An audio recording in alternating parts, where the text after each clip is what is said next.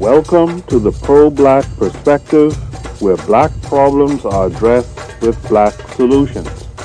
Your host tonight is the author of the Pro-Black Compendium and Zuberi and the Maroons of Ma'at, the Pan-African Nationalist, Oni. Oni, what are we discussing tonight?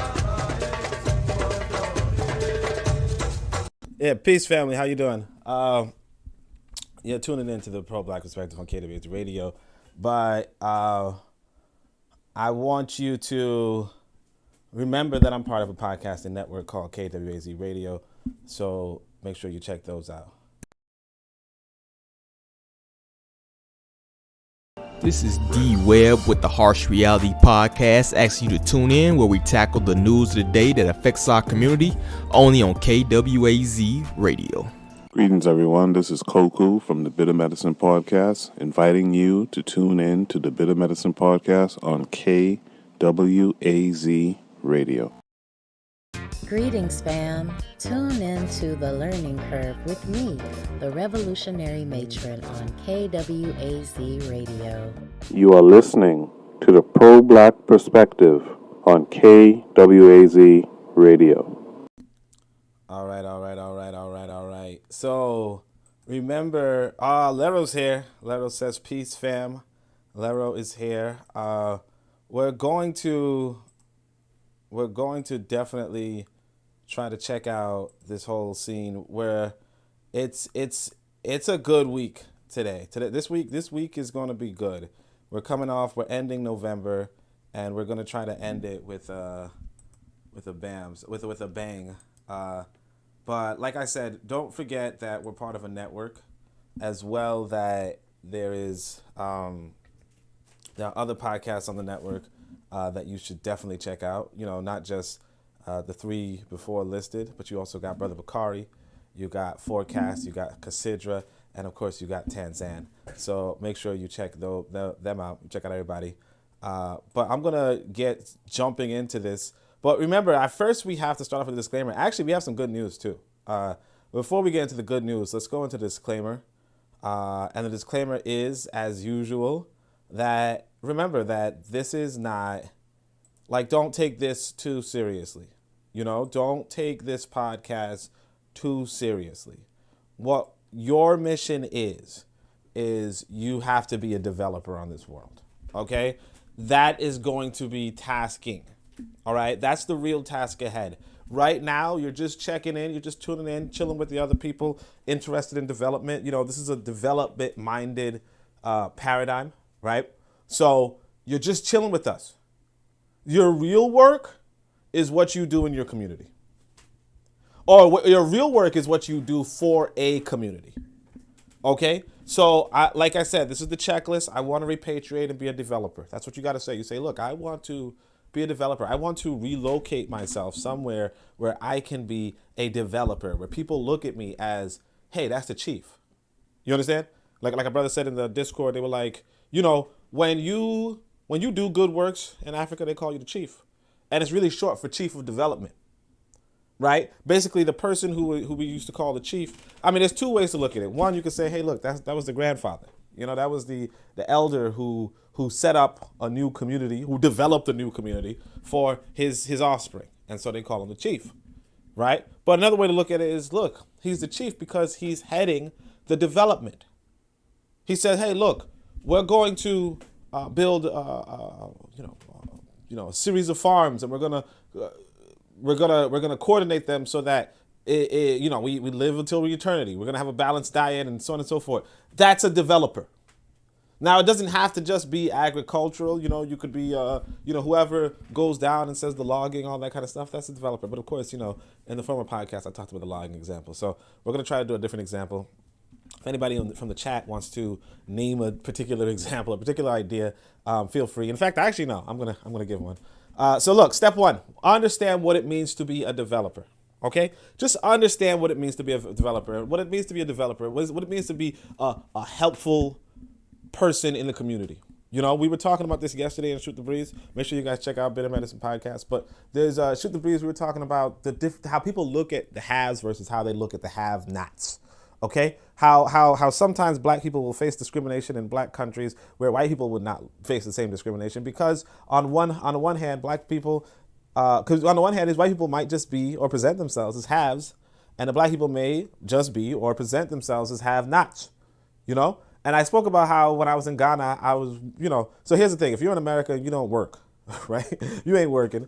The women look at you like, why you ain't working? You know what I'm saying? So I was in Ghana. I was like, hey, I don't know if anybody's looking at me like, why am I not working? Because, I'm chilling around for a couple of weeks. Why are these women, are people saying, why is this motherfucker not at work? Right? And the lady said, no. Well, see, the thing is this, that when you're here, right, you're not begging anybody. You're not looking for handouts. You're not harassing anybody about money. You just, like, you might have the locks that they actually don't like there, right? Because the people who have the locks, the people are basically the people who can't afford to, who can't say, who won't afford grooming. Who say, hey, grooming's not something that I could afford at this present moment. And therefore it has a negative stereotype to it. But either way, she says, hey, look, you're not going around begging. You're not going around asking anybody for anything. You're actually paying people. You're actually giving away money, right? You're a charitable, happy person. You're not miserable. You're not cursing. You're not doing any of that stuff. So that's why nobody really cares if you're not working, right? And so I presented myself as a have, right? And not like a have a lot or a have a, not like a have a lot, but just a have, as opposed to a have not. Right? So understand what it means to be a developer, right? And basically what it means to be a developer is to go somewhere and not just be a have, but to be a give. You understand? And I know it sounds like it's church, but it is Sunday. White man told us that's the day for church, right? But it's the worship. It ain't worship, it's worship, right? Anyway, so what I say is this: now choose a country you want to be a developer in, right? Now here's this. Let me give you this idea, right? One time when I was in grad school, I had associates. No, not associates. I was going to class with, I took the train or something like that. Right? I took the train to university, and a Chinese person would sit by me or near me to the point where, I did, back in grad school, I might have struck a conversation or something like that, right? Eventually, this Chinese person gets around to being, friendly or a friend in a sense, right? I hate to think that, big old Oni used to make friends with Chinese folk, but, stranger things have happened, right? So anyway, she's a friend, right? So she invites me to Chinatown. Now, if anybody knows about Chinatown in America, it's kind of like you take the train and then you think you're in China, because it's just everything is in Chinese and everybody's Chinese, and you're just like, is this still like New York City?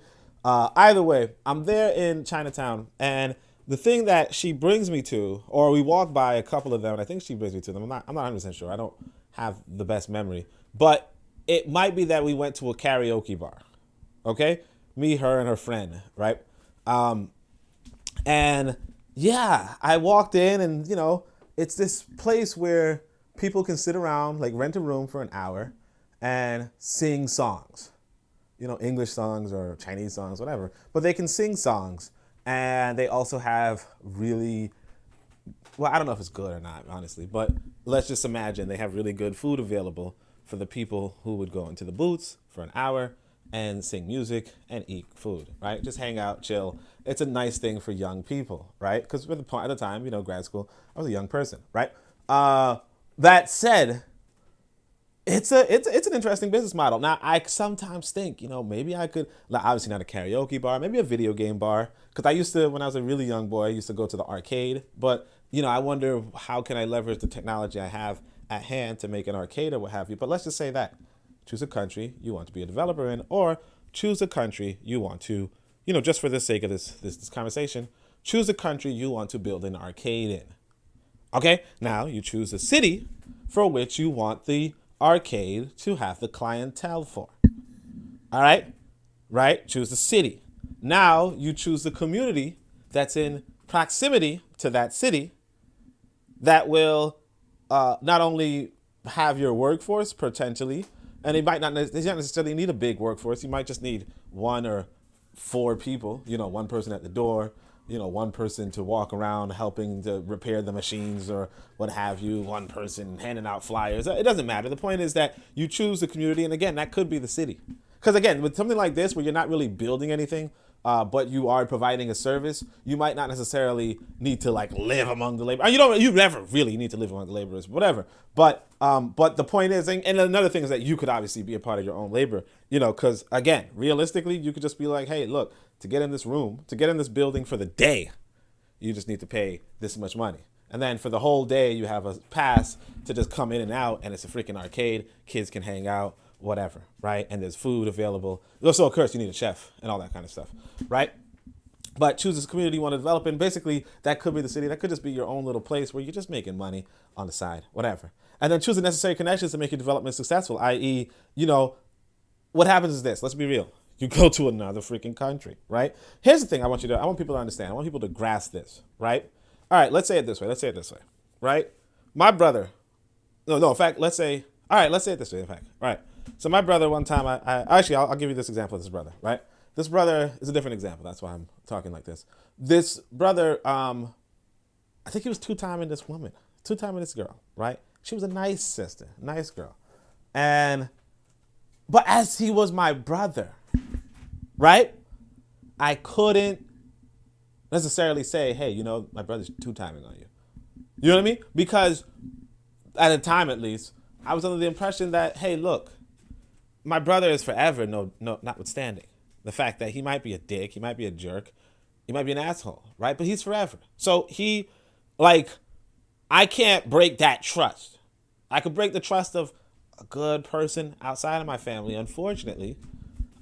Or I should before I break the trust of my family member. Now, of course, obviously, if my family member is doing something really egregious or something like that, then of course, you should make that choice. But again, that choice is still harder based off of the fact that it's family. And that's one of the unfortunate realities of the world. Okay? That's one of the unfortunate realities of the world is that, people are going to be connected to their family or their locals more than they are, strangers or foreigners. All right. That said, when you go somewhere, right, when you go to another community, you're going to be a stranger and a foreigner. All right. You're going to be. You have to be.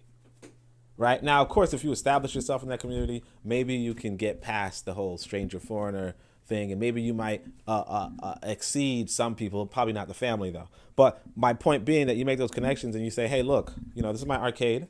I got this system, that system, whatever. Let's say I got a PS5, or let's just say I have a computer network, because that would be even smarter, right? Whatever it is, right? You have to watch it. You have to secure it, because here, guess what? You're in another community. And if you trust somebody else to watch it, somebody in the community to watch it, so on and so forth, they can easily turn on you. They could easily take it. They could easily say, oh, it's lost, or oh, and it's found in the black market or something like that. The point being that you have to, when you talk about community building, when you talk about development, you have to be mindful of the connections that you're making. Okay? That's going to be the most fundamental thing that you're going to do. All right?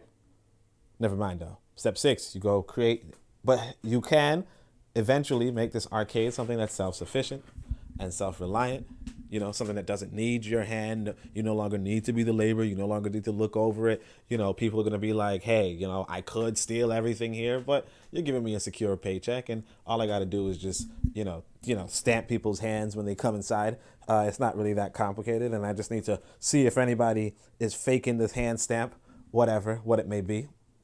So yeah, that's it. You finish that, and then guess what? You go back to step 2. You can do something else.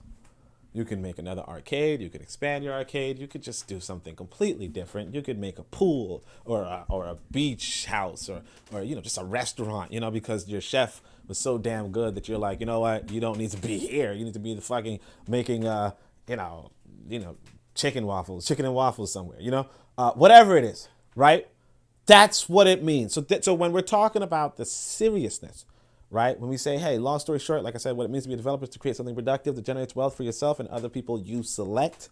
And you choose a city, so you have a market or a channel to a broader market, and you choose a community to have land and labor. And of course, you want to go buy yourself something to live in that country if you choose to stay in that country. My point is that when we talk about, when you listen to this podcast, you're going to say, hey, Oni, I mean, what are you talking about these? Why are you talking about these past me's? What's that got to do with development in African? Like, dude, or sis, whatever. Like, chill. Okay, if you want to be a developer, you have the 7 steps right here. This is not going to stop you. This podcast is not going to stop you, right? Just enjoy it. And when you enjoy it, give it a like, subscribe, a share, tell your friends, tell your family, because we're going to do this. Now, hopefully I gave people enough time to come through.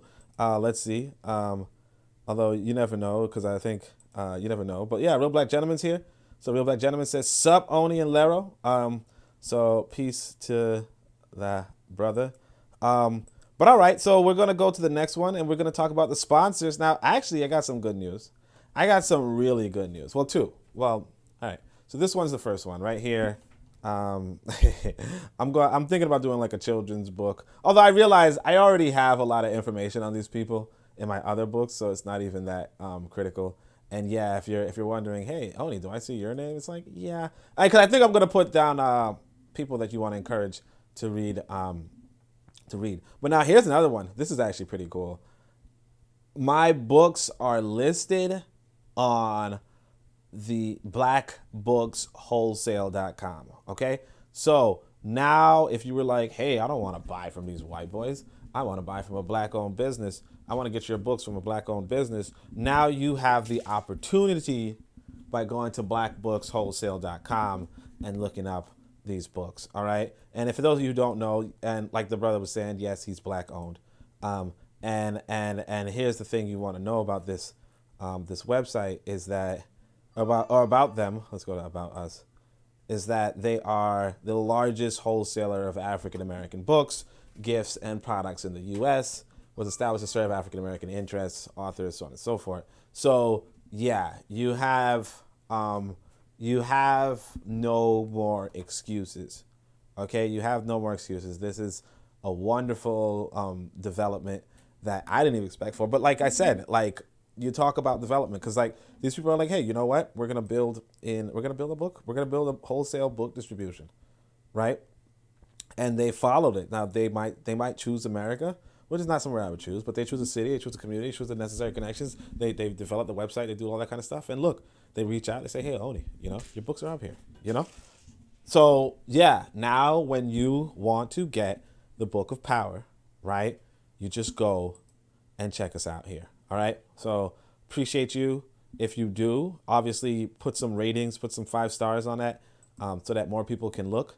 But other than that, appreciate y'all. And what's interesting is that you could even get it for less than you get it on Amazon. So, definitely take advantage of that. Anyway, so that's it. That's for the sponsors. Now, what are we going to do? We're going to go into the BAN. So hopefully you guys appreciated that little short introduction. And we're going to go to the BAN. Real Black Gentleman said, what's that website? It's the blackbookswholesale.com, right? So yeah, make sure you guys just support them and, let them know that you came through because Oni said so. Because that would be, that would just mean that, my next book hit, they're going to be like, yo, Oni's books is fire, or Oni's pushing us, so let's go for it. You know what I mean? So help a brother out. All right. What were we? Oh yeah. So we're gonna do the transition. BAN. I don't know if this is possible, but can I give her a hug, please? Please. Yes. It's time to kick ass and chew bubblegum. And I'm all out of gum.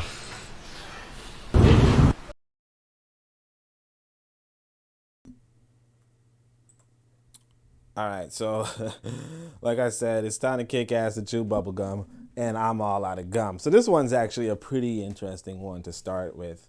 And what it's going to be, it's the reality is this: you're never be free. Okay, most black folk are just never going to be free. And I said it 3 times because I don't want somebody to say, well, 2 of them means you cancel them out. Okay, I canceled out those 2, but never. All right. Check this out. So I'll give you. It says this is wild. The man became unconscious. The man, right? Just to say, the man became unconscious while driving on a highway, and these people tried to stop his car and help him. I wonder what his side glasses are made of.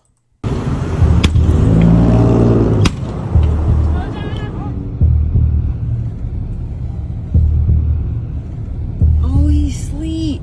Shawty's asleep. Hold on.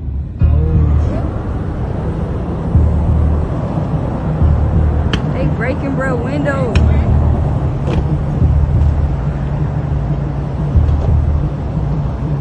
I'm finna go help. Come on.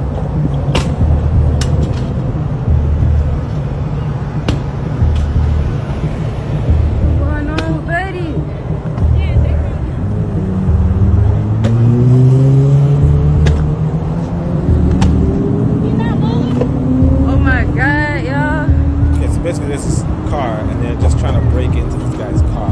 Now, the guy has some good windows, so a large group of black folk are getting around, trying to bash this man's window. Now, the man is like, what's going on, right? They're using all the force they can muster. They're grabbing strange objects to just break into this guy's car, right?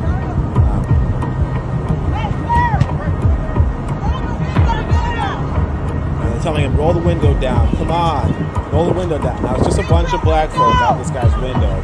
He's going through shit, okay? But he's not going to roll through because they're still black folk, right? Somebody reports, hey, he might have had a seizure. But he's still, like, I'm not rolling the window.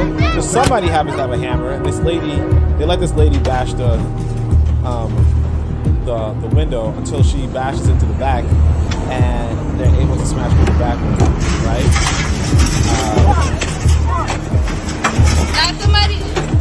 Okay. Now they then climb into this guy's car. And I'm really narrating. He don't know what's going on. He doesn't know what's going on. What he's saying, they're all just concerned, super concerned with the well-being of the driver. So you're like, yo, this driver. But I don't know what's going on. You know, I don't know. Like, yeah, maybe like, I don't know, Kanye West or something. I don't know. You would think that it's somebody that's important to the community or something because you're breaking into your car, right?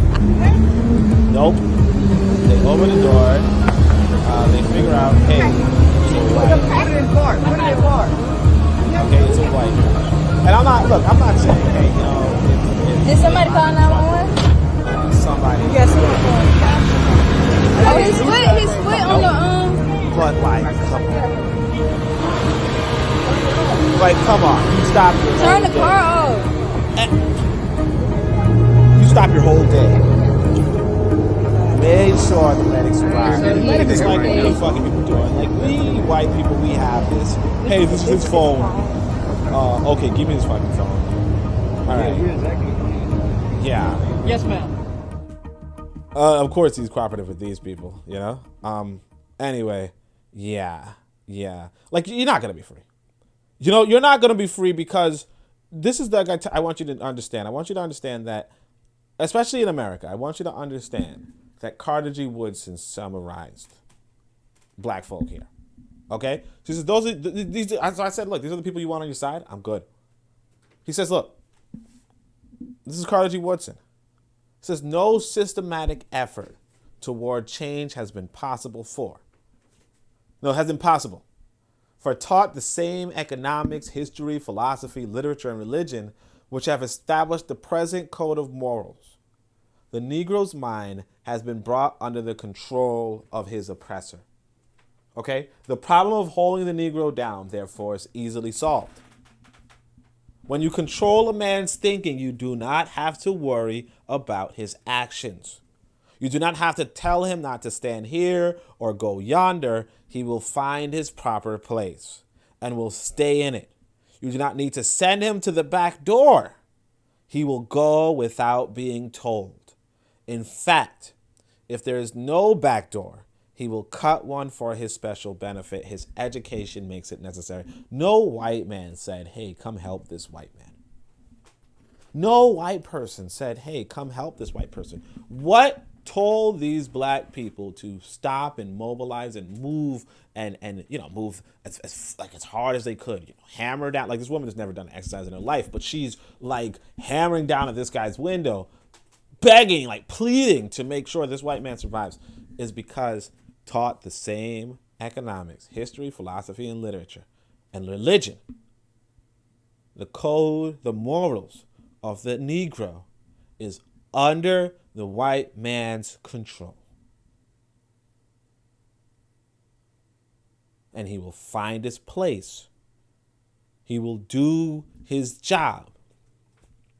Okay? He will do it without even being told. Without being told. And it's not me saying this. It's not me, I'm a freaking hater. I'm a blah, blah, blah. No, this is Carter G. Woodson before, like the father of American black history. I want you to process that as we, progress through these enemies. But yeah, you have to recognize that black folk have been groomed, okay? Have been groomed to save these white folk. I want to tell you guys something I don't really tell you guys too often, but there was this, I had this, like this white coworker who, I don't think she knew I was black. Maybe she did, because, sometimes depending on like where you are, you can tell if somebody's black or white. I had this white coworker who was like privately sent me a message like, I think black people are going to save us. You understand? I think African Americans are going to save us white people from ourselves. That's what she privately admitted. Now, obviously, maybe she's watching, too much, Fox News or too much MSNBC where, black people are these special, super, so on and so forth. But yeah, it's not even surprising that the private belief of white folk is, hey, black folk are just the good people that are going to save our country and save us from ourselves. I want you to understand that. I want you to understand. Oh, yeah, it looks like somebody was like, what the hell are you talking about? What people? What side? Don't worry about it, bro. Don't worry about it. Anyway, so standing up for whom? Yeah, this is just, y'all already know this is a BAN. I'm just gonna take this. Like, cause my face was contorted when I saw this, when I heard this guy. It's just like, ugh, right? He says, look, speak up and speak out against anti-Semitism. Now is not the time. Anti-Semitism and the hatred of our Jewish. If you are not currently speaking up and speaking out against the anti-Semitism and the hatred of our Jewish brothers and sisters, then you are part of the problem. You see, justice will not be served until those that are unaffected are as outraged as those that are affected. So though you and I may not be affected right now, boy, we better be outraged. I spoke to one of the youngest Holocaust survivors, and she reminded me that the Holocaust was created by the best brains in our world. The people that listen to the best music, those that read the most books, those that went to the greatest European universities. And while we hopefully are not on the brink of something as devastating as a Holocaust, the hate speech, the vitriol, the slander towards our Jewish brothers and sisters is as active and as pervasive as it's ever been. My Jewish brothers and sisters, I stand with you, and I encourage everyone, even if you're not affected, to do so as well. Like, yo, ugh, like I can't even, like, woo! It goes back to Carter G. Woodson. Yeah, like Bill Black Johnson, this is cringe. Like, it goes back to Carter G. Woodson. It's like, look, man, see, my thing is this, right? Like, there are circumstances where you can't, like, here's the thing. All right, so, like I said, the guy who was sick in the car, you could have just drove away because you're on a fucking highway. Now, it's a little harder to drive away if it's like your neighbor, or if it's like you're in the damn community with them, then like makes it a little bit harder to be like, yeah, I'm just gonna drive away because I know you, but I don't give a fuck, right? Because that could come back to bite you, right? This guy, it's like nobody motherfucking cares. Look, they could defend themselves, okay? If another if a man can defend himself, or whatever, or if a boy can defend himself, whatever you want to say, right? if another person can defend themselves against whatever is like very, very handedly, then just let them. You know what I mean? Like, just let them. Don't embarrass yourself. Don't like, And you see how these other people, they listen to the best music. They didn't listen to rap. They listen to they did the best things and they were the best minds. They weren't you dummies. And he's just eating it up. I only because I want to get through the program, I'm just going to move on. But yeah, this is definitely, like, again, like, yeah, you know, I'm a little upset that, you know, like, if you guys can see, he has like a Nigeria flag, right? As well as an American flag. But like, I'm a little upset about that. I ain't gonna hold you. Cause, you know, usually you'd be like, cause I know this is gonna come back. You know what I'm saying? Like, I know it, but you know, it is what it is. You know, I'm gonna go to the next one. This is the script. What's the script? Let's see what the script is. Oh yeah. Freaking LeBron James. Yeah, LeBron James. King James. Yeah, so this is embarrassing. Now, first off, the reason why I'm gonna put this up here is because look at this. I want you to realize. Oh, okay, he's a front page editor for the Huffington Post. I didn't know this guy was anybody meaningful. I thought he was just some dummy. But okay, all right. So he is somebody significant. But let me see what the comments are. Lero says, "Why is anti-Semitism a big deal, though? Like, we can be Islamic phobic and anti-Christianity, but everybody come out the woodwork to defend them." Yeah, I mean, America is weird like that. Our Jewish brothers and sisters. Yeah, no, I'm not. I can't believe I actually read that. Real Black Journal says, "Let's talk about the Herero and Namib Nama genocide and what Jewish presence in Germany at the time had to do with it." Yep. Like here's the thing, you know, why she said, why is it a big deal? I mean, look, the thing is this, that you have to, like I said, I think that the people in question are doing what they're supposed to do.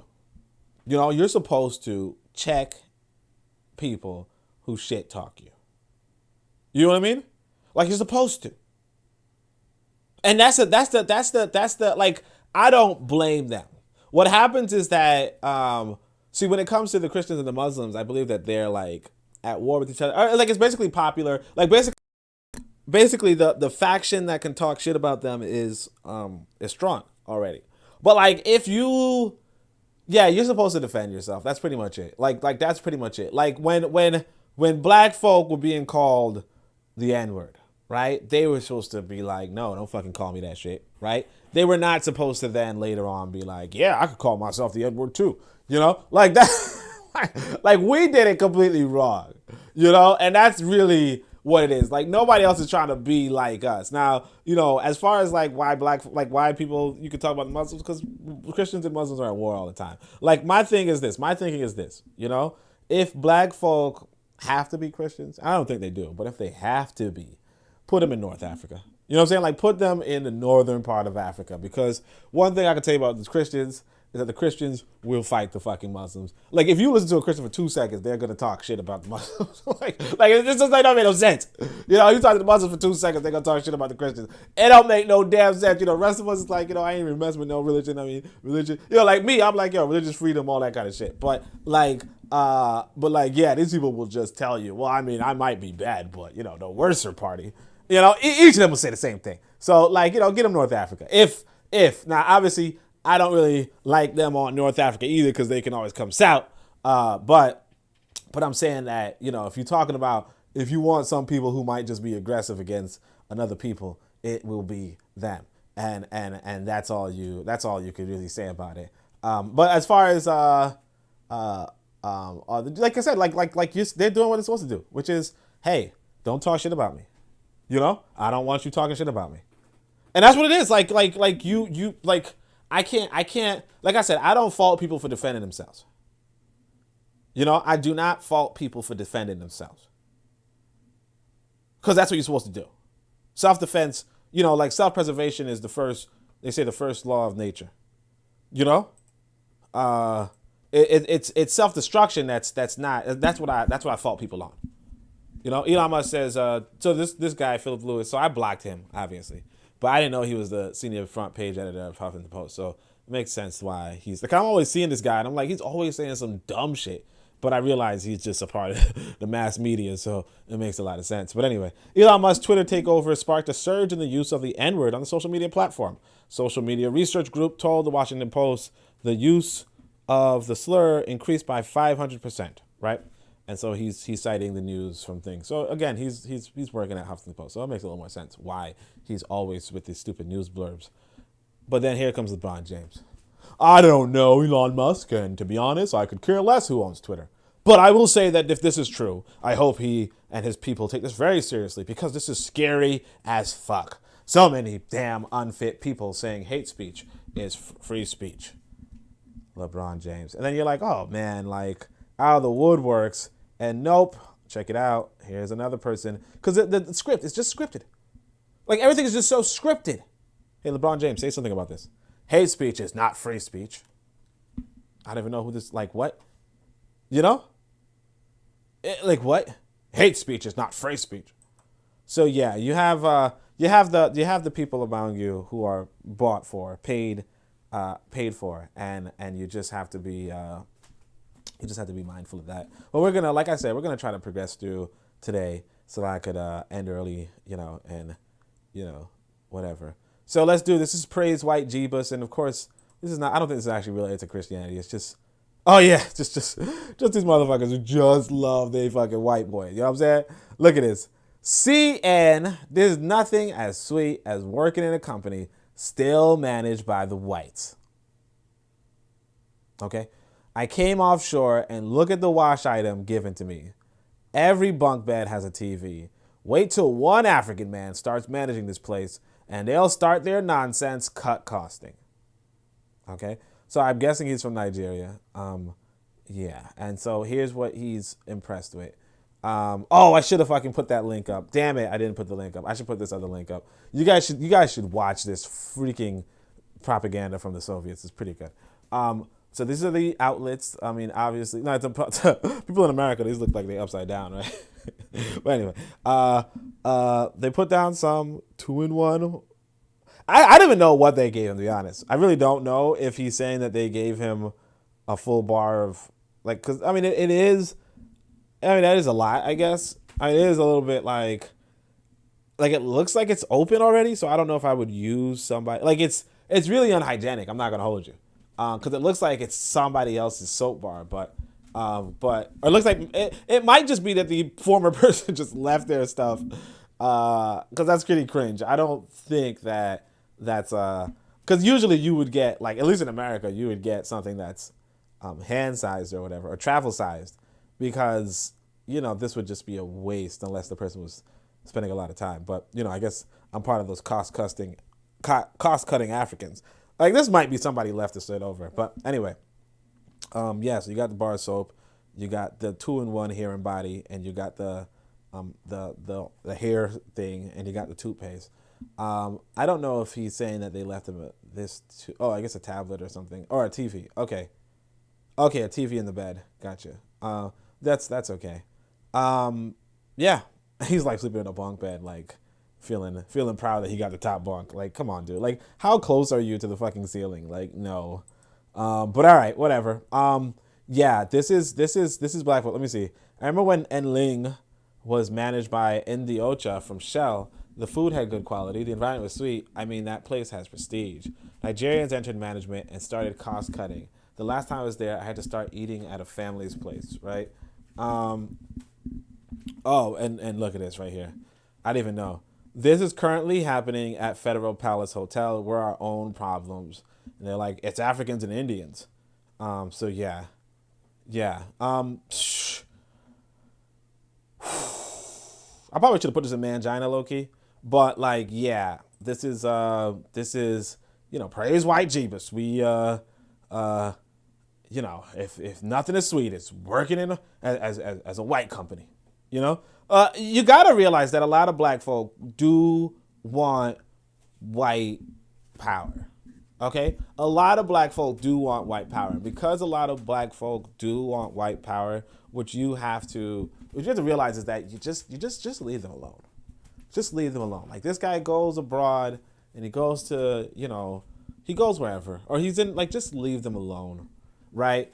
You go back to the beginning, the disclaimer, just build in your own community. Okay? Just build in your own community. Just develop your own people. Leave these people alone. Okay? Just leave them alone. You're not going to advance with them. Like, you're not. You're not. And you're going to hurt yourself trying to convince them that the white man's ice is not colder than the black man's. Right? You're going to hurt yourself. Just leave them alone. And I actually had to learn that lesson this week, that sometimes you just got to leave people alone. But anyway, we're going to go to the ABA.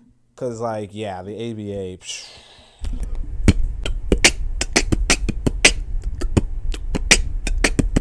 I can't make you love me if you don't. You can't make your heart feel something it won't. Wait, no, don't call me. Don't call me an African. I'm a Moor. I'm American Indian. I'm an Indian. Shit, you call me slave. You don't call me no damn African. No, I'm Asian boy and African. Oh wait, my fault. I just remembered I was supposed to show you guys this. So basically, what I want you to do is I want you to go to Shoot the Breeze from yesterday. Okay. Or if not, well, no, go to Shoot the Breeze and look at the Soviet propaganda. I don't know. I think Koku's probably going to put down the tickers later. But I'll show you guys too the Soviet propaganda. It's so good that it's like I think we should redo it, just so it's African. But I think we should redo it. But it's just like a good 15 minutes that as is, you could show your kid. You could show your kid and be like, yeah, this is what we as African people should look forward to and look to doing. So make sure, like, I'm going to send the link in the description. Just make sure you bookmark it. Not description, in the chat. So you're going to see in the chat, just click it and bookmark it, for later viewing, right? But like, basically it's like, getting rid of the colonists. And it was a good discussion yesterday on Shoot the Breeze, like one of the brothers, Buana, identified all the countries that might be referenced, so make sure you guys check it out. But anyway, this was right here. This is the ABA. It says, why are they so big? Oh yeah, why are they so big? No, I don't know what this means actually. Why are they so big? What does that mean? Let's check it out. I can't make you. Oh yeah. Here. So this is the church, right? Obviously. So he's like, look. So this brother just makes a joke. He's like, those of you who give to the church your life savings, thinking you are sowing prosperity seeds, I just want to let y'all know that this year of financial breakthrough is remaining only 11 weeks. Same routine every year, but your pastor keeps winning because y'all don't learn. No offense. He's like, look, a lot of black folk are just giving to the church, right? Like, hey man, I'm gonna be rich now. I'm giving all this money. It's gonna come back. This is the motherfucking lotto. Right? This is like a guaranteed lotto. And it never works. And it never works because, and it's really critical, in fact. It's so critical. I'm gonna just, I hope I have it. Let me see. I hope I have it. But there's this Malcolm X quote, just reminiscent of it, because what this white boy did to us. Yeah, so look, so the white man here. So this dude is not in America. Like, he might be, I would guess South Africa. Right? I don't know. I really don't know. But I'm not really good with last names or first names. Right? But let's just say he's not in America. Right? So the white man, this is Malcolm X, 50 years ago. So the white man, knowing that here in America, all the Negro has done, I hate to say it, but it's the truth. All you and I have done is build churches and let the white man build factories. You and I build churches and let the white man build schools. You and I build churches and let the white man build up everything for himself. Then after you build the church, you have to go and beg the white man for a job and beg the white man for some education. Am I right or wrong? Do you see what I mean? It's too bad, but it's true. Malcolm X is saying, hey, look, man, all you guys do is build churches, and all you do is you put your money in churches. You don't put your money in factories, and you don't put your money in schools. Fast forward to today, black folks still do not have schools. Black folks still do not have factories to the degree that they should based off of their population or their wealth. They do have a lot of churches. To this day, they still have a lot of churches. And it's not just in America because, like I said, this dude is not in America. So he's like, look, man, you've been giving your life savings to the church saying, I want to get prosperity. Now, you get prosperity from the factories. You understand? You might even get prosperity from the schools. But you're not going to get no damn prosperity from the church, and that's what you know. Now, you might be like, Oni, how is this guy an enemy within? I mean, what are you talking about? You just hating on blah, blah, blah, blah. No. No? Look at this. Look at this. The guy said, I give to the church because I want to give to the church. I want to see the church develop. Not necessarily for financial breakthroughs. I think people need to understand the purpose of giving. That is to say, he knows damn well he's not going to get nothing. But he's been so indoctrinated that he says, hey, look, I still got to give. I got to give and see where this goes. I got to see where this story ends. And where does the story end? With you still being, you being more broke and you wasting more time and being a bigger joke. Leave us alone. We're not complaining of giving to the church. We can't give to Sango, Omadio, and like of other gods. This is why the church is so big. This is why the church is so big. Because here's the thing. The people say, look, we can give. We don't have a lot, but we can give so that this place can grow.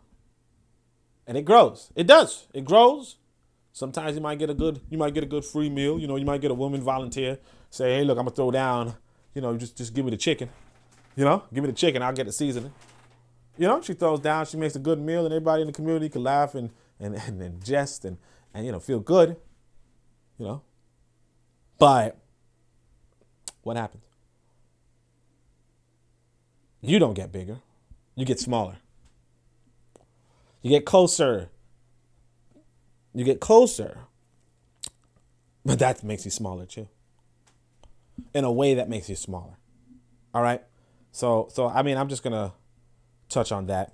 We're going to go to this guy. I don't know if he's really that important, but this is just one of those reminders because Carlos Cooks was talking about, when we talk about supporting black business, you got to remember this, that the businessman in question or the business person in question may not even be your friend, right? So this guy's right here. He might just be a mulatto. I'm not going to hold you guys. But he says, becoming tired of, is this a black-owned business question? I need a clever, polite response. He says, hello, everybody. We have a small restaurant in the downtown area of Metropolitan. We predominantly sell desserts. We currently have 3 to 4 employees, so returning customers may get service from the same employee from time to time.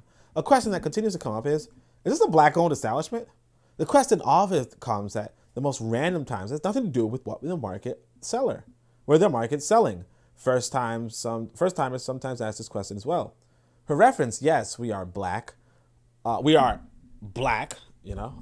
Quotation marks. However, we do not believe in the whole race relations thing, and most of our most loyal customers are not black.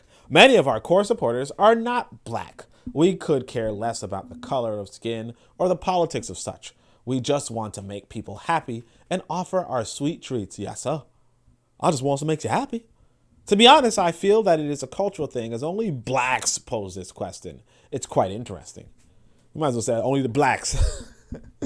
I would like to happily respond. It's product owned, like it's dessert owned. Ha ha ha. It's a tasty treats owned. However, when I do, I get eye rolls. Why am I getting eye rolls when my direct question was indirectly rejected? Anyway, becoming a bit overwhelmed by the persistent question. I'm becoming a bit overwhelmed by the persistent question. Any clever but polite responses, any tactics that we can deploy to stop the questioning, which has absolutely nothing to do with anything. Also, please feel free to tell me that I'm viewing this incorrectly. Thanks.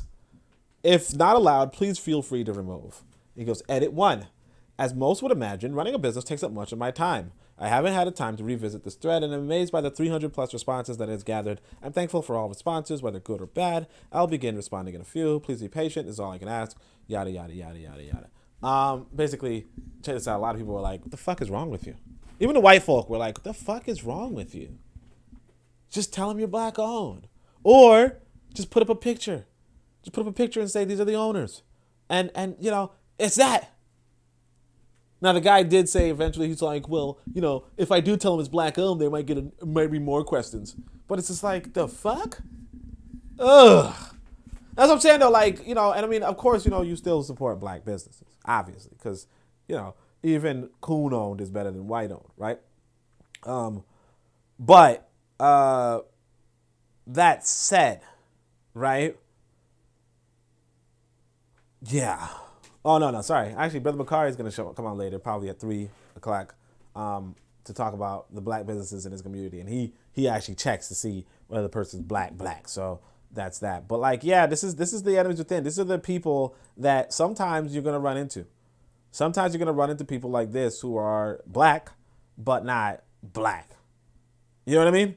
And that's really what it comes back to. Anyway, we're gonna just, like I said, we're just gonna progress. Now this one's gonna be a little bit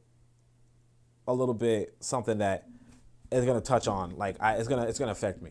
I mean, it's gonna like some people are not gonna agree with this next one, right?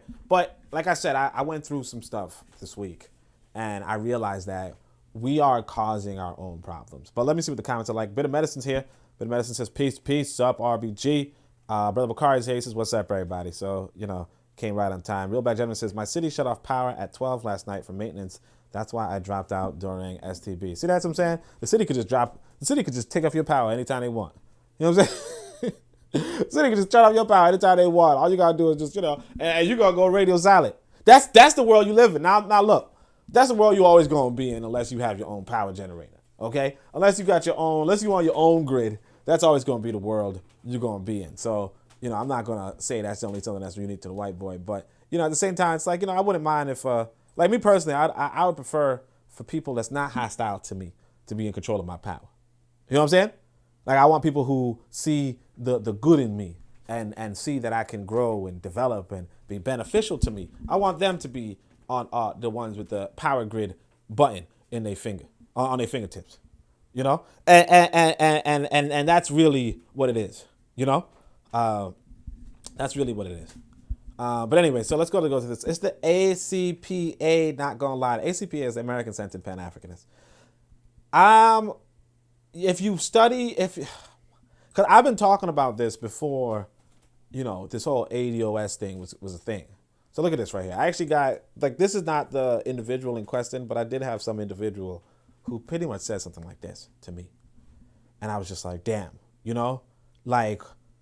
the propaganda machine is really like essentially it goes like this, man. I'll say it this way. America has this good counterintelligence operation. Okay, he calls it COINTELPRO. It means counterintelligence program. Okay, but the counterintelligence is so damn effective that people actually getting stupid. It's not even like it's not just counterintelligence, because once time counterintelligence, man, look, the enemy, your enemy is doing intelligence, and so you counter their intelligence operation, right? But now it's like people are just no longer intelligent. Like you just dumb down your damn population because you were just like, you know what? I'm gonna go so against intelligent movement, intelligent thought that you're gonna start acting stinking stupid.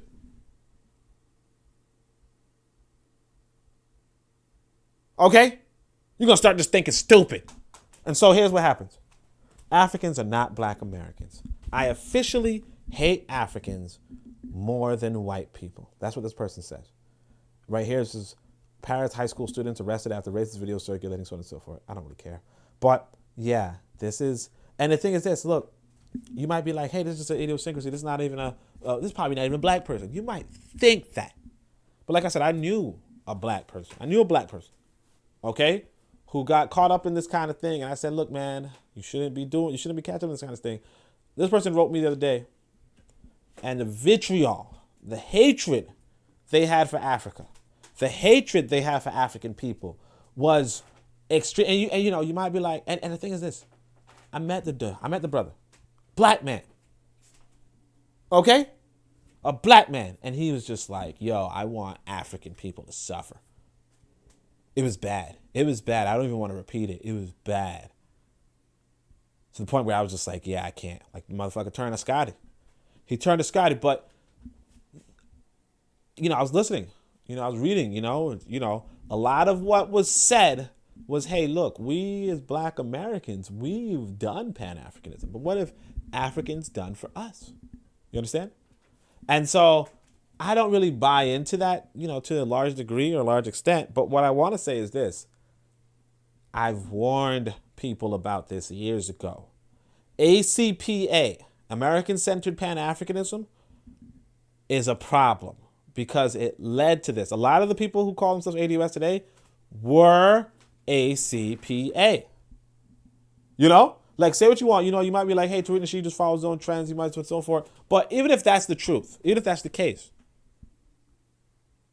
he was there. You understand? He was embracing American-centered Pan-Africanism. He was sitting down, because like we just had, Britta Madison just put out 2 videos of Francis Cress Welsing from 1970s or whatever. Tariq Nasheed sat down with Francis Cress Welsing too. And sat down with Umar Johnson. You understand? It's not a Kaba and all them. They were all central to the quote unquote ACPA movement. And so I'm going to go over this list out. And people don't agree with this discussion I had. But I said sometimes in order to say who you are, you have to say who you're not. And so I'm not an ACPA. I'll tell you that right now. So I said, look, I told y'all, this was in January 2022. So this is just me reviewing. I told y'all about African populationism versus African nationalism. I was called a hater. I said, watch out for the narrative of Amos, Malcolm, and Neely, or you'll get ACPA, American-centered Pan-Africanism. And y'all said y'all had it. Then whites exploited y'all weaknesses. Okay? So basically, I'm referencing an earlier thread where I was like, I like Amos and Malcolm and Neely. I like them, kind of, but I see them as a weakness. That if you keep spreading, hey, you know what? The best thinkers are Amos, Malcolm, and Neely. What you're going to lead to is, well, if the best thinkers are all Americans and all the Americans are saying the same thing, basically, then the problem in Pan-Africanism are the non-Americans. You understand? The problem is that the non-Americans are not following the Americans. Because, see, America develops all these great minds. And who are the great minds outside of America if I'm being told by the Pan-Africanists that these are the great minds? You understand? And the thing is this, you might be like, now, and you're stretching. This is exactly, if you listen to them, this is what they're saying. If you listen to them, this is what they're saying. And that's really the issue. So I made a thread before. A lot of people didn't like it, and that's fine. I'm not trying to be liked. I think that there is real things going on, right? So this says, this is my brother, Son at Midnight. We was on Tumblr together back in the day. So he says, sounds similar to Lily Fuller. I know he's not your favorite either, but he said, we'll holler great, whatever. But we at the bottom of the slave ship called America. Now this is the thread. I said, look, this is the three things I didn't like about the theorists in America. I said, honestly, I think the big 3 theorists from America, Malcolm, Amos, Neely, do 3 things I think we'd be better off not doing. One is they give white folk too much credit. When you listen to the American-centered Pan-Africanists, it's always white supremacy, white this, white that, so on and so forth. Again, you go back to the disclaimer. In the beginning of the video, did I tell you anything about white folk? Or did I say, go to Africa, find a community, develop? That's what you're supposed to tell people.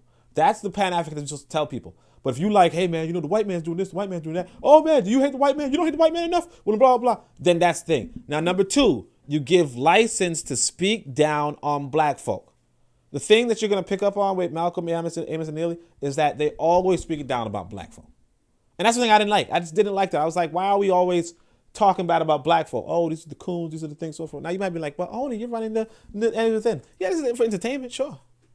And then the third one is this one, and this is actually very critical to why what's going on in the movement today is going on, is because they promote American vanguardism, right? Essentially that America, or the black America, is the vanguard. That if you want to change the world, you have to change America. If you want to change the world, you have to change the American system. Now, they all say it in different ways, right? They all say it in different ways, but these are the three flaws. But these three flaws, if you really sit down and listen to the ADOS, the FBA type people, they're derivative of these. They're derivative of these. License to speak down on black folk. Oh, you're not on code. Listen, you listening? White folk take too much credit. Oh, man, it's because of the white supremacy system, and we the ones that fight white supremacy. Oh, promote American vanguardism. Only people that understand white supremacy. Nobody understands white supremacy like we do. We're the closest ones to white supremacy. Now, you say that, and it sounds good. It sounds good, but guess what? Guess what? This will turn you against other people. It will turn you. You know? I mean, very, very few people, because again, I was there, like this is 2019. I was there when ADOS was first coming up. Like before it even came up, I was having these conversations with like somebody who was like, hey, you're not even American type stuff, right? And I was there and I saw the people who were Pan-Africanists before, Black nationalists before, turn towards, no, I'm actually ADOS. I'm actually American first. Because, you understand, what has Africa done? What is African people? And what has Africa done for us? And like I said, I've heard this time and time again. I want people to really process that because it is pretty important. Let's see, Revolutionary Matrix here. She says, greetings, everyone. I've been here, but I was working with my niece on her homework. All right. So appreciate you, sister. Revolutionary Matrix. Real Black Gentleman says, official hate more than, that's jive as fuck. Yeah, that's jive. Kofi's here. Kofi came through. Forecast is here. Real Black Gentleman says, Nearly Fuller isn't in my top 25 thinkers. Yeah, he's probably, like, he's not, right? He's not. But that's the thing.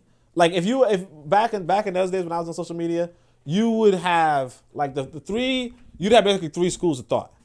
You know, they wouldn't all be of the same schools of thought, but you'd have three schools of thought. You know, so you'd have the people who were the Wilsonites, you'd have people who were the Malcolmites, and you have the people who were the Fullerites. You know what I mean? So you'd have people who would be like, yo, white supremacy is the biggest thing. Now, I don't know where they went, but I think they might have went to the ADOS thing. But like back then, yeah, they were a major thing. Now, it's not for all of us, because like I said, I wasn't a part of any of these schools, neither. But it is what it is. Brother Bakari says, Kwame Ture, Steve Biko, Thomas Sankara, and the greatest of all, including Marcus Garvey, all great minds, not from America. Yeah, that's what I'm saying. And we're gonna listen to this clip of, it's like a 15-second clip of Tariq Nasheed basically summarizing what I was saying. But the gentleman says Chinwezu and Wole Soyinka. Yeah, and that's the thing. Say Chinwezu all day. I agree, but I was steeped in the American thinking, or the American thinkers, and like I've never heard Chinwezu till like recently. Brother Bakari says, only cowards follow the coward, Nearly Fuller Jr. to the T. Yeah, fucking, I hate Nearly Fuller Jr. I'm not gonna hold y'all. Kofi says, watching that shift was crazy. I couldn't believe the ones who switched to FBA. Yeah, I mean, ADOS was the first one. FBA was, but like, I remember seeing people switch to ADOS, and I was just like, it was just like, what is going on? And then now it's just solid. It's just solid. But like I said, I had this brother come in my own, like my own WhatsApp, was coming at me talking about, oh man, you fucking dirty Caribbean. And I'm just like, but this guy got Caribbean, like he's like a quarter Caribbean himself. So it was just whatever. But like, look at this, it's 2021. I said, look, this guy says, look, overall majority of the conscious community is ego driven. We waste too much time on terminology masturbation. Who can use the biggest word and syntax reversal? Freedom is better than fame. And I said, look, man, freedom is impossible in America, short of the dissolution of the United States of America. As long as the conscious community is centered on America and the students of America, including Amos Wilson, Malcolm X, Nelly Fuller Jr., Katha Wakatha, the black race will have no freedom whatsoever. And that's what I'm saying, because if you're like, hey, man, all we got to do, because like for instance, people might be like, why are you putting Amos Wilson there, right? Because if you read Blueprint for Black Power, right, you'll realize that he's really trying to, like, he really buys into the nation within a nation, that, hey, look, I'm going to build a nation in America. Or we can build a nation into America. We can coordinate ourselves, so on and so forth. But like I said, like, look at this motherfucker We're going to talk about him later. Look at this motherfucker Kanye. You know, he's doing all he can. You know, he has the money, and he build a school, he could do whatever, and then he fucks up. He says he does what the handlers don't like, and they just take everything away. And you're gonna see this time and time again. We're gonna talk about it a little more, but I do want to just move on because, you know, like I said, it's not the most comfortable subject, but it is what it is. Like we have to recognize that we fed into our own problems when we focused on America, you know? So like this guy said, he says, what can black liberation organizations do to help black men in our community? And I said, look, you got to facilitate their repatriation. You know, I said, I travel on my own dime, but if Africans are going to be liberated, it'll be in black nations and nowhere else. If you don't believe me, I said, watch these liberated whites complain about their treatment in China. So this is a video. This is actually a pretty interesting video. I just put this post up recently. I'll just link it into the description. But basically, it's just these white guys driving around China. Let's complaining, like it's just a dialogue, really. It's like a podcast almost, right? Where it's like, you will never be Chinese. So they're just driving around China and they're complaining about how the Chinese government will not make them citizens, or how every Chinese person will still treat them like a foreigner no matter how long they stay there. And so it really dawns on you in that regard that, hey, you know what? As free as I may be in America, it doesn't mean I'm going to be free in another country, right? And the same as this, you know, and that's for the white man. The white man's like, hey, look, I'm free in America. I could be a citizen. I could do whatever I want. I could buy a house. I could do this. I could work anywhere. So on and so forth. I don't need to apply for anything. I'm free. I'm a citizen, right? And in China, you can't be if you're white. You understand? And so realistically, if you're going to be free on this planet, you have to be in a black nation. You know, you have to be in a black nation. And if you're not in a black nation, you're just not going to be free. And I mean, if allegedly, because allegedly, you know, Kanye West said, hey, I'm the richest black person on the planet. If his wealth could not have guaranteed his freedom, then you will not be free either. Okay? Like you won't. Real Black Gentleman says, Garvey spits harder than 99% of us, and that's 100 years ago. Yeah, Garvey, Garvey, yeah. Garvey was the best person on the planet in the 20th century. And that's like including the fact that we were, like most of us were born in the 20th century, right? You know what I'm saying? But I mean, like, even so, like, the person active in the 20th century, like, Garvey was definitely the best person. Right. So anyway, Brother McCarty says, I even saw Moors with the chicken bucket hat on switch and say they were black because of ADOS chant, cut the check. Yeah, I mean, it was extreme. It was extreme. It was like, what's going on? Like, I couldn't believe my eyes, but it is what it is. I want you guys to listen to the first 15 seconds of this. This is Tariq Nasheed. I'm sorry. I know some of you are like, the fuck? Why are you letting me listen to Tariq Nasheed? But I want you to listen to the first 15 seconds because it's critical, right? I didn't hear the whole video because the dude like justice for people. The dude like takes too long with his introduction. So like I'm 2 minutes in and he's like, yo, it's about to be lit. I'm telling you, man, it's gonna be good. It's gonna be good. And you're like, okay, dude, just let us know what it is. He's like, I got so much information. You're like, all right, shut up, dude. But anyway, but because of that, I didn't really listen to it. But you guys could probably listen to it on your own. But here it says Tariq Nasheed destroys Pan-Africanism, and here's just listen to the first 15 seconds or whatever. And I want justice for people worldwide. But here's the thing about Pan-Africanism, Brother Rock. Pan-Africanism, if we're going to be honest, as a whole, it has always been one-sided. We have been the ones pushing the Pan-African line as a collective. Yes, you might get a Garvey. Yes, you might get a Stokely Carmichael. These are outliers from those communities. We've been the only ones doing that. Even now, in some of these Caribbean and African nations, they're so tribal over there, they can't really get it together with each other there. Yeah, we back. Okay, so it's 13 seconds, 30 seconds, but all right. Yeah. What he just said, the reason why, because like if you were like Brother Bakari, right, or like Real Black Gentleman, and you were like pushing Chinwezu, right, or you were pushing, because the thing is that you realize with what Tariq Nasheed said, he said, hey, look, there was Garvey and there was Kwame Ture, but the thing about Garvey and Kwame Ture, if you pay attention to them, they were in America, you know. And that's what they will tell you. They'll tell you, hey, you know what? Garvey's pretty good, but he was only effective in America. I actually had to call out a Pan-Africanist a while back, a long time ago, right?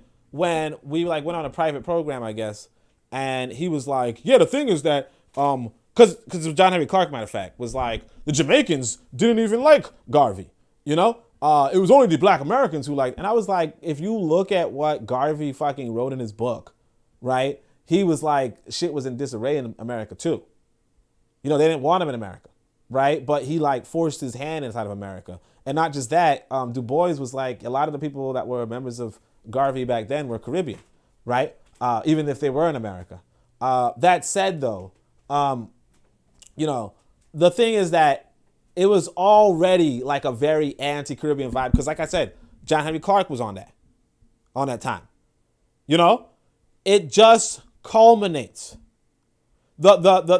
See, I called it out when I saw it, but I'm not that popular. I'm not that big. But if you don't step outside of America, if you're just like, hey, you know what? The greatest Pan-Africanists are those who were in America, who are around America, who were educated in America. You know, it's John Henry Clark, it's Amos Wilson, it's Neely Fuller, it's whatever it is. You just go on that line. It's Malcolm X. If you go on that line, what happens is that you become like what Tariq is saying. Because I don't even know if he doesn't believe what he's saying. I don't even know. Because again, if your information bubble is such that you turn every way, and it's like, because I was there in that information bubble. I was there where it was like, John Henry Clark is the best, and this, and it was like, and you kind of was wondering what's going on in Africa, or you would think to yourself, I don't even know what's going on in Africa. And you might be like Thomas Sankara and so on and so forth. But like they would say, people would say, well, that was 60 years ago. You know? And right now the focus is on Black America. And when you do that, you become what was this FBA. You become that. You know, and I mean, I hate that it became like that. But it just makes a lot of sense. It's just when you add one and one together and you get two. You know, it's cause and effect. That's just the way the world is. If you say, hey, look, I'm going to speak down on black folk. I'm going to make it so that white people are the center. And I'm going to pretend like America is where the battleground should be. Right? Then people in America are going to say, well, what about those motherfuckers in Africa? Why are we the leaders? We don't want to be the leaders. We need help too. Who's helping us? And we understand the problem. We live in the belly of the beast. It happens. Brother Bakari says the Bloods and the Crips and the GDs and Vice Lords get along great in America, I guess. Southerners and Northerners get along great in America, I guess. This dude is a clown. Yeah, I mean, you know, but it is what it is. I mean, because like I said, it doesn't make any sense. But again, you know, it's like we have to push the African thinkers, you know, to the fore too. Because if we don't, like, we're gonna screw up. Like if we believe that America's the best or America's the vanguard, like, we're gonna screw up. So that's why when I talk about Pan-Africanism, I'm like, hey, look, guys, let's go and develop shit in Africa. And I mean, sure, some of us might still be American developing shit, but, you know, at least you're liberating yourself.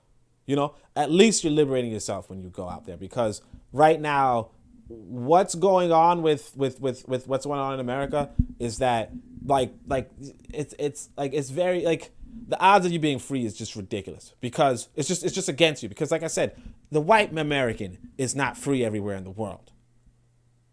He's not free in a foreign land. And if you're in America, you're in a foreign land. Like, nobody's free in a foreign land. And I mean, sure, you might say, well, wouldn't I still be a foreigner in Africa? Not necessarily. You understand? Not necessarily. Unless you behave like a fucking foreigner, you're probably not going to be a foreigner. But you are going to be a foreigner in America. It reminds you of the fight that we saw last week. You know, the white guy and the black guy. You know, the white guy stood up for the white woman. Okay? He stood up for the white woman because he saw I mean, mostly because the brother was kind of wrong for cursing at a woman, but he also saw, hey, look, I'm white and he's black. They saw the division. Now, I'm thinking to myself, well, what if I'm in Africa and that sort of shit happens to me?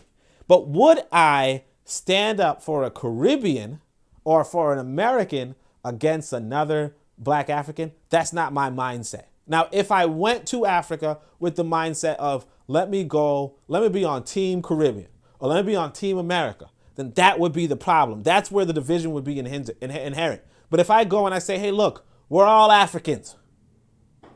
If I go with a Pan-African mindset, then there is no such problem with me being treated like a foreigner.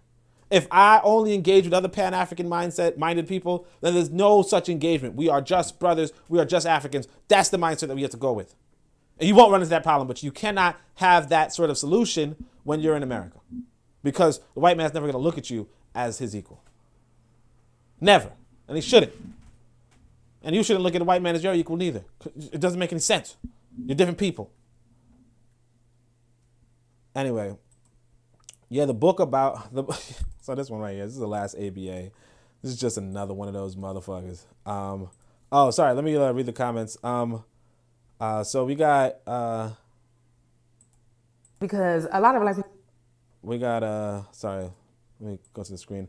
We got Danja Daring here. Danja, I appreciate Danja. Yesterday she joined us for the Shoot the Breeze. Pretty good. So, but yeah, that's it. Like, we have that. So this is right here. This person, listen to this thing. I'm about to go. Let me see. It's 2 minutes. I can't play it twice. So let me just. Y'all gonna listen to this lady. Y'all please watch this. The baby had nothing to do with black. No, somebody wrote her. The Bible had nothing to do with blacks. It's about the Jewish people, which you are not. The Hebrews and the Christianity was created through them. Facts. They don't even like the scriptures. And let me just say this real fast. If you're black and you don't believe in the scriptures, just keep scrolling, because then this post is not for you. If you get in the comments to debate, I am going to respectfully ignore you. Now, to this non-black person, have you read this book at all? Now I have some questions for you. How does Moses put his hand in his bosom and it comes out white and everybody is shocked? Yeah, okay. Now look, I want y'all to figure this right here. Look.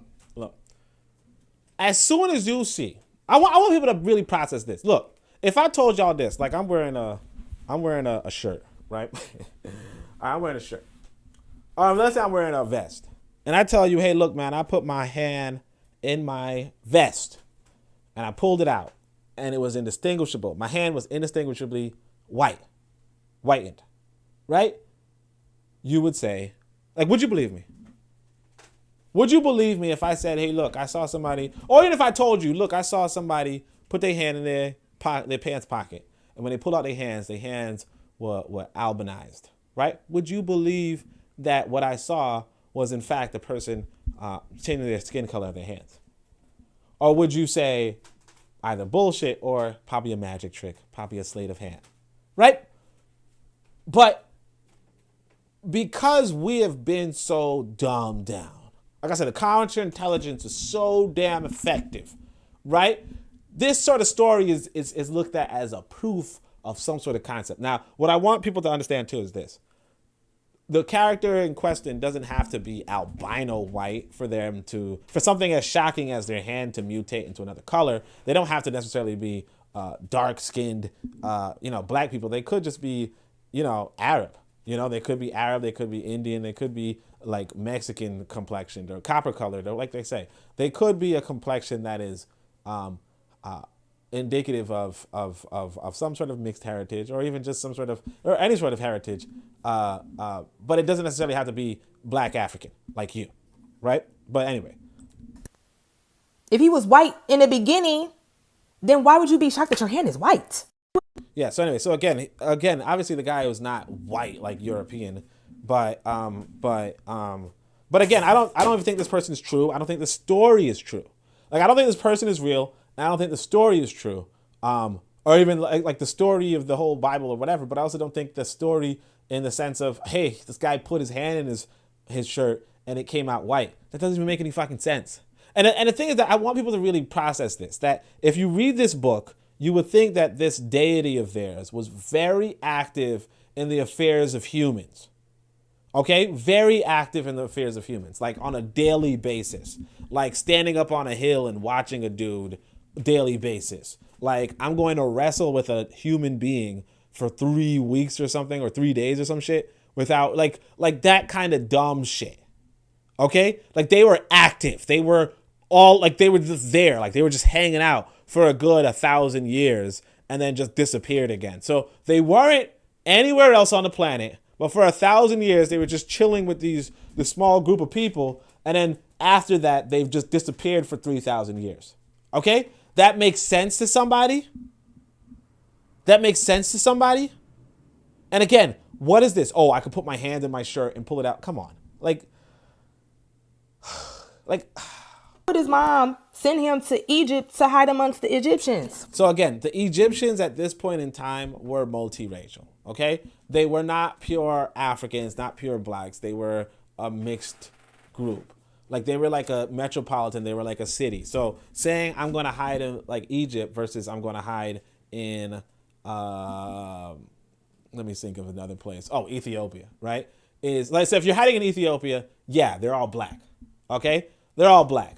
If you're hiding in Egypt, it's like, no. It's kind of like if you say, I'm going to hide in Jackson, Mississippi, right? If you're hiding in Jackson, Mississippi, you're probably black. And if you're hiding in New York City, it doesn't mean anything. Like, there's no indication what you could possibly be, because you could hide in New York City regardless of your ethnic background. Whereas if you're hiding in, like, or like you say, I'm going to hide in Sweden. Like, yeah, okay, we know that you're a white guy, like, pretty much. Or you're going to hide in,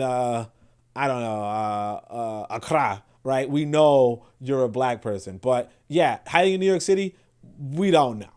You know what I mean? We don't know. If he was white, how is so-called Jesus hiding in Egypt because the king wanted to kill him? Why would you go hide a white Jesus in Egypt? Why was Paul mistaken for an Egyptian? So again, this is all hand. Why are over 90% of the locations mentioned in the scriptures in Africa? So, all right. So I don't know if that's true. I don't think that's true. But what I want to tell you is that I would say this, that realistically, the people who wrote the Bible, or who wrote the first book of the Bible, if you will, right? They probably did receive an education in Egypt. Okay, they probably did receive an education in Egypt, but I think it was Dr. Clark, in fact. Although, like I said, I don't like, the American centeredness, but I think Dr. Clark, it might have been Dr. Clark, because somebody was saying that what happened in ancient history was that after the Egyptians lost the war to the, I think it starts with a P, I can't remember, but there was a group that they lost a war to, and one of the terms of peace was that they had to open their schools to other groups, and that's when the Greeks in them and the obviously other groups were able to study in Egypt. You know what I mean? So like, once upon a time, the schools were exclusive to blacks, and then it was opened up to other people, and so these other people then made up fucking stories. You understand? Based off of the history that they learned. So, but I don't think that there's 90% of the schools in Africa, 90% of the areas are from Africa. But what I could say is that it's very probable. Because, like, for instance, the word Moses, some people would say that the word Moses is derivative of an actual Egyptian title for somebody who had graduated at a certain level in Egypt. That it's really just a position holder, and we just kind of today use it as a name. Why is it that there are African tribes who can identify with the 12 tribes that came out of Jacob? Okay, so now that's just ridiculous, by the way. And why do some of those tribes still follow the same traditions that we find in Torah? No, again, it's just ridiculous, but it is what it is. The answer is this. A lot of white people know exactly what they're doing and what they did. And unfortunately, you may fall in that category of just being oblivious and not really understanding what is happening here. The Bible was not a black history book. Then why did the slave masters need to create a slave Bible that took out 90% of the text? Okay, so again, this is stupid. Now, here's the thing. It's because if you don't know about the history of slavery in America, it was probably because slavery was actually immoral. Like, what they were doing was just immoral. And if you were teaching people, hey, I'm wronging you based off of my religion, like, that's not a smart thing to do. you know? So they created a different propaganda to say, actually, I'm wronging you and it's right by, you know, by the religion. You know what I mean? So it's kind of like just faulty reasoning after faulty reasoning, but, you know. And only left cherry-picked scriptures to manipulate. Why did the Messiah tell us in Revelations that there are some people who are acting like they are Jews, but are not? Okay, so like she said, there's a scripture somewhere that says, hey, there are people who aren't Jews who are acting like they are, but they're not. Yeah, that's you. Like, that's you.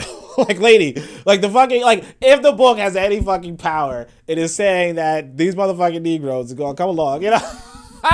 Anyway, but I don't need to entertain you guys with this lady anymore. Oh, actually, I'll just play the rest of the video. I don't think anything else is gonna be said. And are the synagogue of Satan. That's Revelations 2:9, and you can also read Revelations 3:9. And my final question is, why do the Jews, the Zionist Jews that we see today, why do they not fit any prophecy in the Bible? They don't fit any of the prophecies. They don't even believe in a Messiah.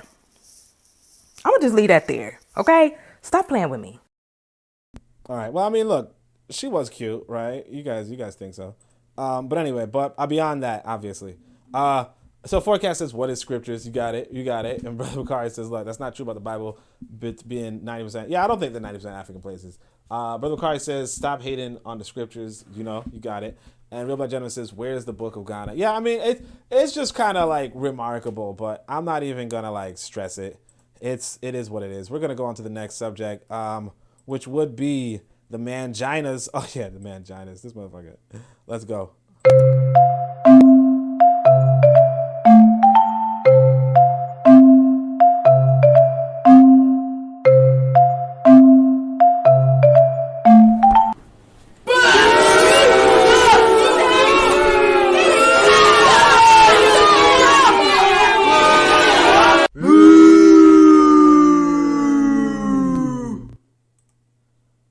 So manginas, let's see. I think I only have one. Yeah, I just have one. I just wanted to play the intro. I like that. You know, I know. I think Real Black Gentleman said he likes when the woman's rolling up her arms like she's gonna do a power play. I don't know who wins the fight. But anyway, this guy says, look.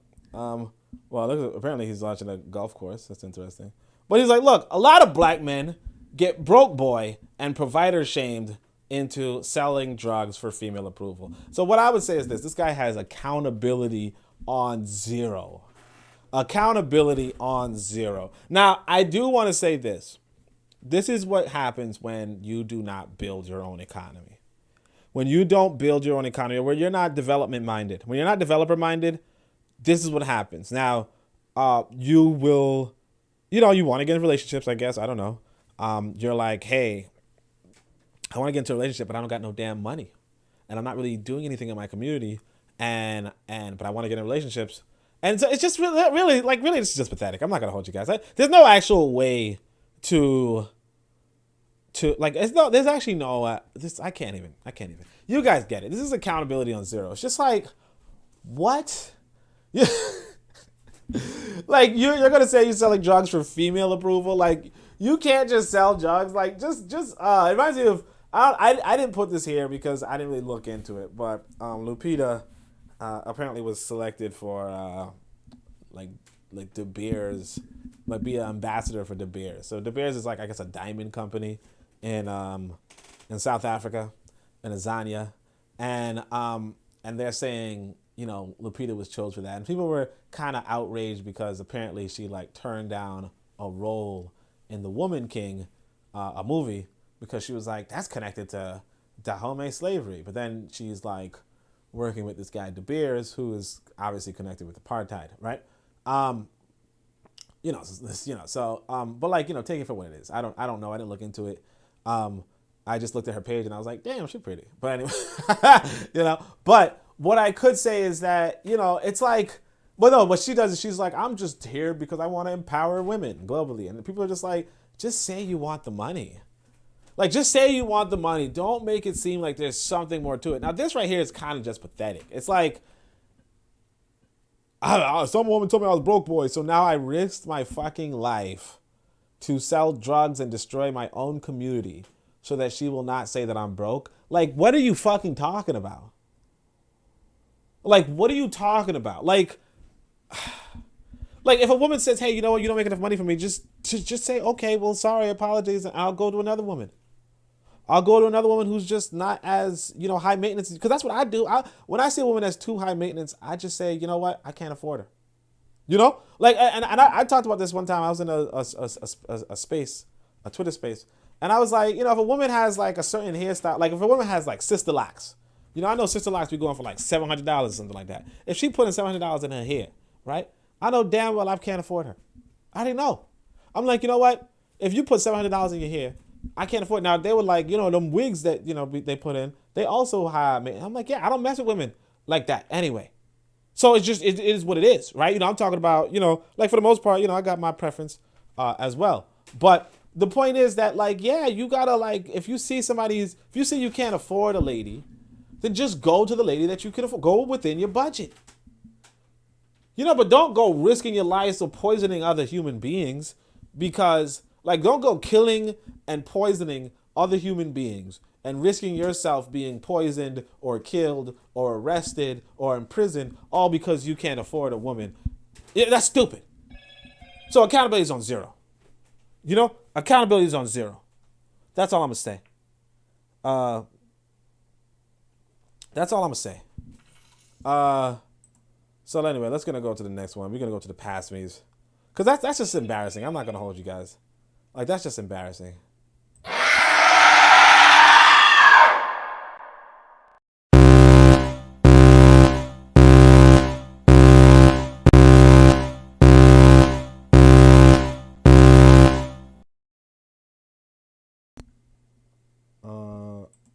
Okay. So we're going to go... So Don Jadarian said, wow. And Revolutionary Matron might have said something. I don't know what it was, though. We're going to go to this next one, which is the... wait, did I fix the screen? Yeah. This is the next one, which is the past me's. Past me. So this is actually pretty interesting. This is a celebrity. This is a celebrity. This is a celebrity who's saying this kind of shit. Stop forcing your friends to go outside. Issa Rae. Pressured, forced. I don't know why she has this deep voice though. Today, I'm being pressured, forced to go outside against my will. I am required to do my hair. I am required to put on a face. And I am required to have good spirits about it. And it just doesn't sit right with me. Stop forcing your friends to go outside. Today. Like, yeah, okay. This is a fucking celebrity. I'm not even like holding you guys. Like, this is an influential woman. Okay? She's saying, hey, you guys are forcing me to go outside. Now, this is what I really find interesting. So, like me, I'm actually a homebody, too. I'm not going to hold you. But I'm actually a homebody in America because there's, like, nothing to really fucking do in America. You know? It's like you can't really afford... Like, you can't afford takeout every day. You can't afford buying shit every day. So, you know, you don't go out every day sometimes. Unless you have to, you know, when it comes to work. But for the most part, you know, I'm not really so on and so forth. I get that, right? Still... Nobody's forcing you to go outside. Like what? Like this is the lingo. This is the rhetoric that's going on, that's passing by. And this is like a black celebrity. She's actually pretty right here too. You know? I don't remember how pretty she was when she originally came out with that Awkward Black Girl series. I think she was all right. But like she's actually pretty right now. And she's just like, I just fucking like, I'm like, this is maddening. You know, this is maddening. Like, because you already know how much problems, how many troubles you're going to run into if this is a vibe. You know, if it is, hey, you're forcing me to leave my house by asking me to go out. Like, what? Gosh. Like, this is a pass me. And like, anytime you hear somebody even remotely mirror this sort of sentiment, like, that's a pass me. I want you guys to process that this is a pass me. Kofi says Issa is a new black. Yeah. Zan just says that voice does hit different. I guess she was trying for a Dionne Warwick vibe or seriousness. Exactly, Oni. And then Real Black Gentleman says forced outdooring. Yeah, it's just like, yeah, no. This is like, you hear a woman like, hey, you're like, hey girl, you wanna head out? I gotta, and she's like, please don't force me to go outside. You're like, yeah, don't worry. Just pass. Just pass. You open up a new can of worms on that one, all right? Or worms on that one. This right here, I guess this gave me the confused white girl face. I guess I didn't put down the post of what the confused white girl face is, but yeah, I'm pretty sure I'm just like, ugh, like I can't even do it, but like, yeah. Oh yeah. Okay, yeah, this was really confusing. This one has been stealing my baby's milk. So I'm guessing this is the babysitter or even like a sister or a daughter. I don't know. But look at this shit. This is the weirdest. This is the weird thread. This is South Africa, by the way, but this is a weird thread. This is a pass me. I'll show you. So she's making a baby's bottle. Now, obviously, you should breastfeed your kid, but notwithstanding, I understand if you can't. Right? The baby's coughing. She's making the breastfeeding thing. She's making the bottle, which is all good. Right? Keep watching. She's making the bottle. Nice. She closes the bottle. Nice. I think she's supposed to add water or something. Maybe she already did. I don't know. But look at this. Ha! Jardine! Ha! Wouldn't it be something pela? Sinaye! Wouldn't it be something? Yes, don't be something pela. Sinaye! Sis! Like, Toronted. Like, wait, hold on. Because you're thinking, all right, so I know everybody else read the caption. Like, I read the caption. I was like, she's stealing the baby's milk. Maybe she's packing it up to, take it from take it to her own kid. And, I was going to be like, how y'all say, if you see somebody stealing the food, you did it. Now it ain't as good when they steal the food from, they steal baby food, right? Is it? When they steal from your house. I'm going to do something, so I guess low-key cool and shit like that. I don't know. The fuck? She's eating this shit. Like, she's eating it. Like what? Yo, okay. Like, come on. Like, no. Like, Sinaya. I don't know what they're saying, but like, come on. Yeah. And so, it just gets worse because you're like, okay, let me read the comments. And it just gets worse. I'm sorry. It just gets worse. Let me see what the comments are like. That's a whole pass me. You see somebody eating baby food, like that's just a pass me. Real Bad Gentleman says that's something a 9-year-old might say if they playing video games. Yeah, exactly. Like, this is a grown ass. It's not just a grown ass woman. This is a rich, pretty, talented black woman. Celebrity. I also buy this person, Wendy, says, I also buy myself Purity. It's very nice. So they're like, you guys don't understand how nice baby food is. I even buy myself Purities because they are nice. I don't blame her at all, okay? Again, these are not just, like, these are like South African sisters. You know what I mean? Yeah.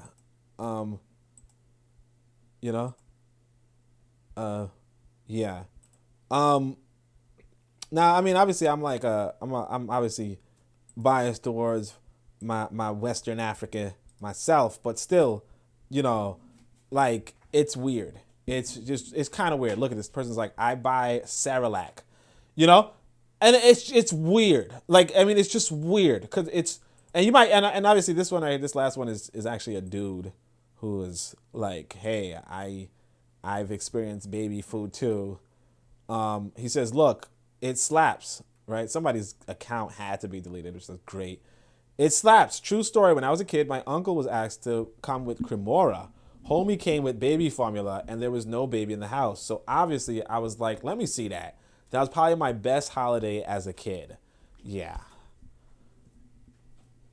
Yeah. I like, I'll just tell you, man, like, yeah, people eating baby food, that is a thing. Now, this last one is just go away. Oh, yeah, this is just go away. I'm not even going to, like, dwell on this too long. It's just, like, how stupid some black folk are. Like I said, counterintelligence is so effective that here's this black person. I don't know what country they probably looks like America because they wrote BIPOC.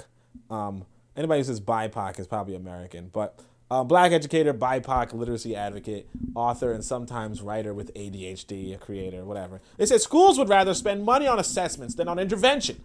Why spend millions on a test to tell us students are reading below grade level, as opposed to hiring reading interventionists, building libraries, and other best practices for reading? And it's like, look, why would you intervene without an assessment?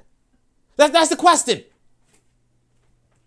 You know, why are you paying for assessments instead of just solving the problem? What problem? Because if the students are all above grade level, then you don't need to do any of this extra shit. You know, part of the assessment thing, I want you people to understand this, part of the assessment thing is that you go and you find out where your problems are. It's like, for instance, it's like, let's say this. Let's say it this way. I want to paint my house, right? I want to repaint my house, but some of the paint's already good, right? Now, do I then get enough paint to paint the entirety of my house, or do I make an assessment to see where I need a repaint and then buy the amount of paint for that? Because paint is expensive, okay? Paint is expensive. So do I go and apply paint everywhere, or do I look for where is below grade level and then apply paint there? Do I say, hey, why am I wasting money finding out where's below grade level? Like, it's just stupid. Or like for instance, like my house needs repairs. But do I go and repair every damn thing in my house? Or do I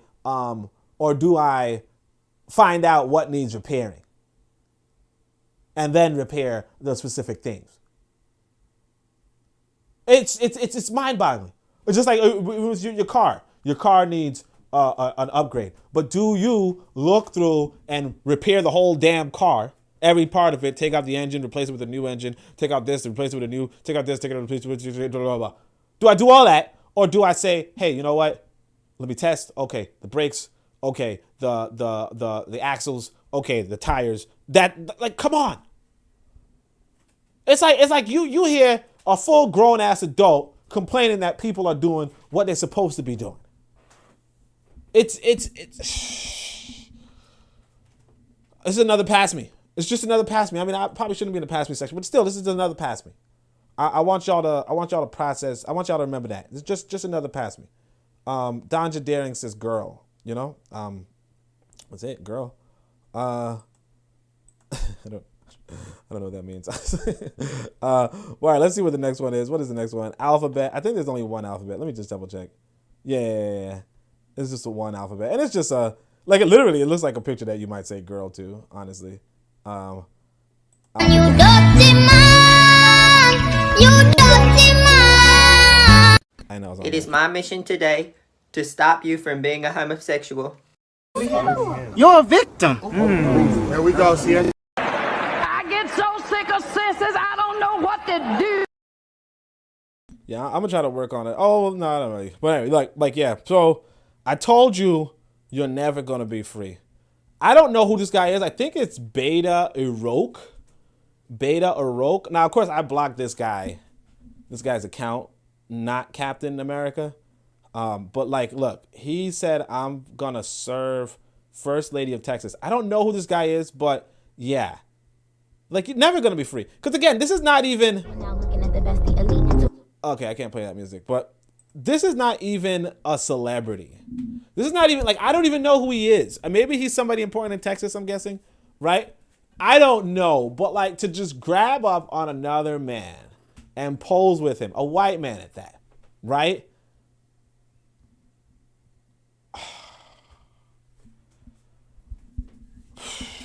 Like how do you expect to be free if this is how your people view the quote unquote, like if this is how your people go out of their way to act on behalf of white folk, you know? Because like I said, I started the podcast off telling us, hey, look, man, let's go develop something, right? And instead of saying, you know, and that's really like, that's the mindset I would love for us to have. But this right here is the mindset that we do have, which is, I don't even know what this is, honestly. I don't even know what to call this, because it's so weird. Because this is a politician who's probably has a family, you know? It's just weird. Like I don't know the politicians. Maybe the politicians, also funny. I don't know. But yeah. We're just gonna go on from there though. Let's go on to the comrades. Oh, the comrades is actually a pretty interesting conversation. So I'm gonna show you guys a pretty interesting conversation that I had on Twitter. But yeah, this is the comrades.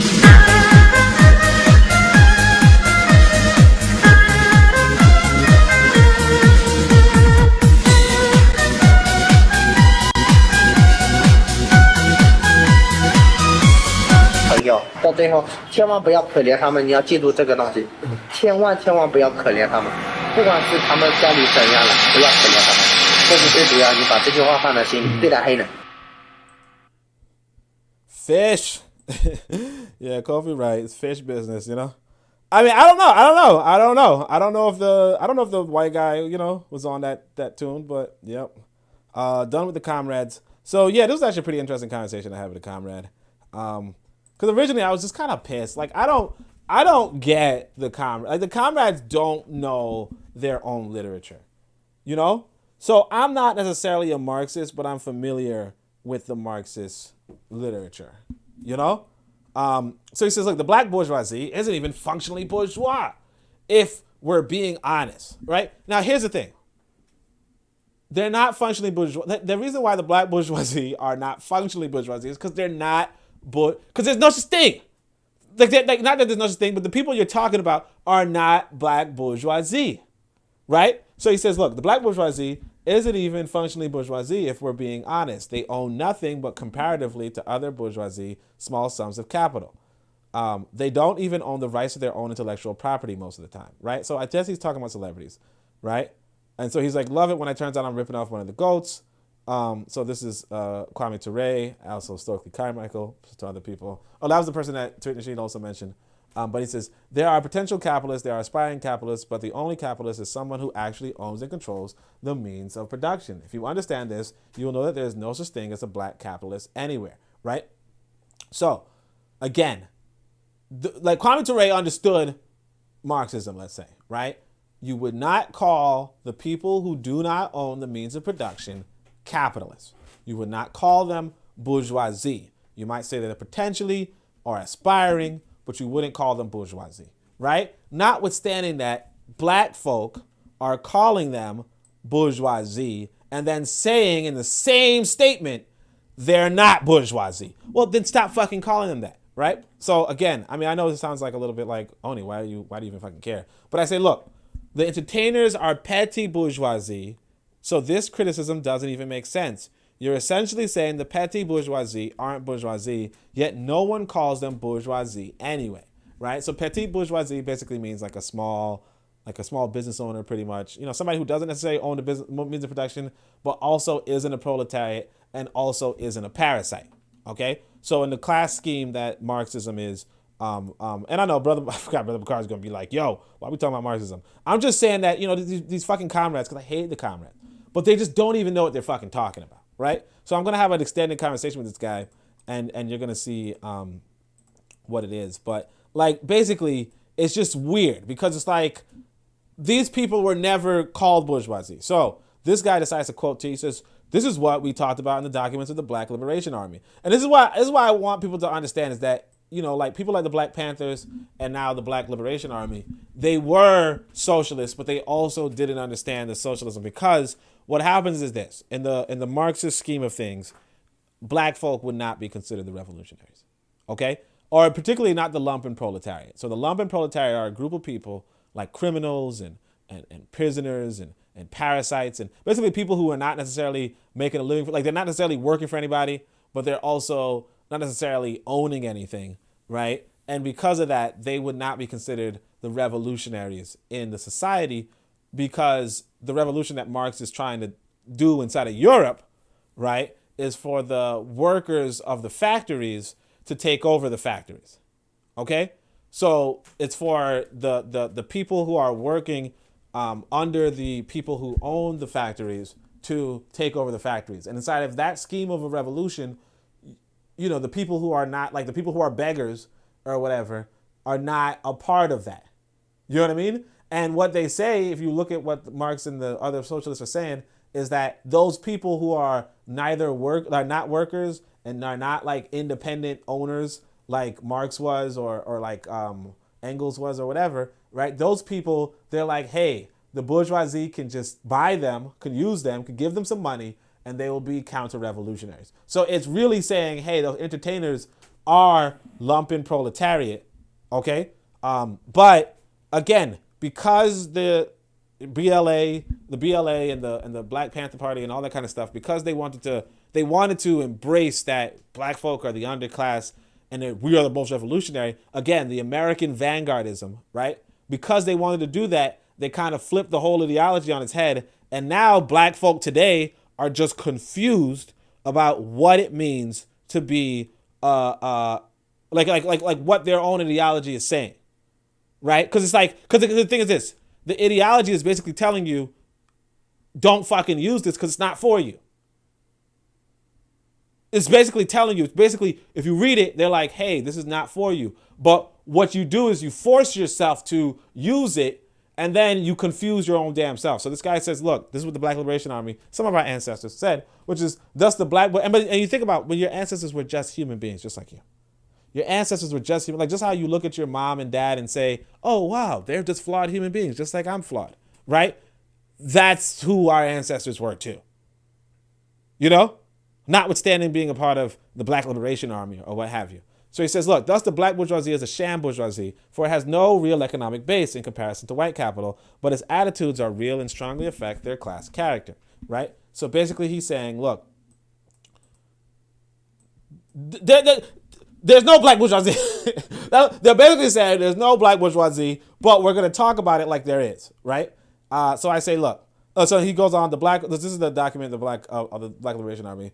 The black working class has the economical basis of a working class, but many of them have the mentality of the sham bourgeoisie, which affects their social response to certain class ideals. We still hold fast to the premises that the black bourgeoisie in the U.S. is essentially a colonial type bourgeoisie. Basically, he's saying, oh, they're not really bourgeoisie, but it passes as something intelligent. No, the people we're calling bourgeoisie are not bourgeoisie, and everybody knows this. But because, yeah, it's weird. Anyway, it's just weird, right? So I say, look, it's a misnomer. They are petty bourgeoisie at best, possibly lumpen proletariat. So he goes, they are called black bourgeoisie because of their relation to the masses of black African folk. We know generally they don't really own anything, but what that being said, how would they be lumpen, right? So he's like, look, again, bourgeoisie are people who own something, right? And if they don't own anything, then they're not black bourgeoisie. So I say, particularly if we're referencing the entertainers, and this is just a little interesting, okay? So just bear with me for a second. Particularly if we're referencing the entertainers, most common definitions describe them perfectly. They just have high incomes, but generally they are parasites and former criminals, prostitutes, and counter-revolutionaries. That's a lumpen. So I just want to show you guys what lumpen proletariat means for different definitions. So it says lumpen proletariat, especially in Marxist terminology, is the unorganized and unpolitical lower order of society who are not interested in revolutionary advancement, right? That's your Kanye West, that's your Oprah, that's your Jay-Z before they're rich, okay? And then they get up and they promote against your interests. And this is why I want you to realize that when you read this sort of literature, this communist literature, you'll realize that you are categorized in the lumpen proletariat. It's when you say dictatorship of the proletariat, you are not included in that dictatorship. You understand? It's the proletariat against the bourgeoisie, and the lumpen proletariat are considered also negative forces in the community. And that's where you are. Now, what happens with the BLA and the Black Panther Party is that they're going to make it seem like, oh, because black folk are mostly lumpen, we got to make it seem like actually the lumpen are revolutionary. But again, you go to traditional Marxism, it was rejecting the lumpen population. So, lumpen proletariat refers primarily in Marxist theory to the underclass devoid of class consciousness. Karl Marx and Friedrich Engels coined the words in the 1840s and used it to refer to the unthinking lower strata of society exploited by reactionary and counter-revolutionary forces, particularly in the context of the revolutions of 1848. They dismissed the revolutionary potential of the lumpen proletariat and contrasted it with the proletariat. So the proletariat had revolutionary potential, the lumpen proletariat didn't. Now, of course, like I said, the Black Panther Party tries to flip it over its head, but again, this is the traditional, if you will, or this is the socialism that really is the socialism, right? So he says, among other groups, criminals, vagabonds, and prostitutes are usually included in this category. And of course, later on in this Wikipedia page, they will tell you the thing, but I didn't include that in the link.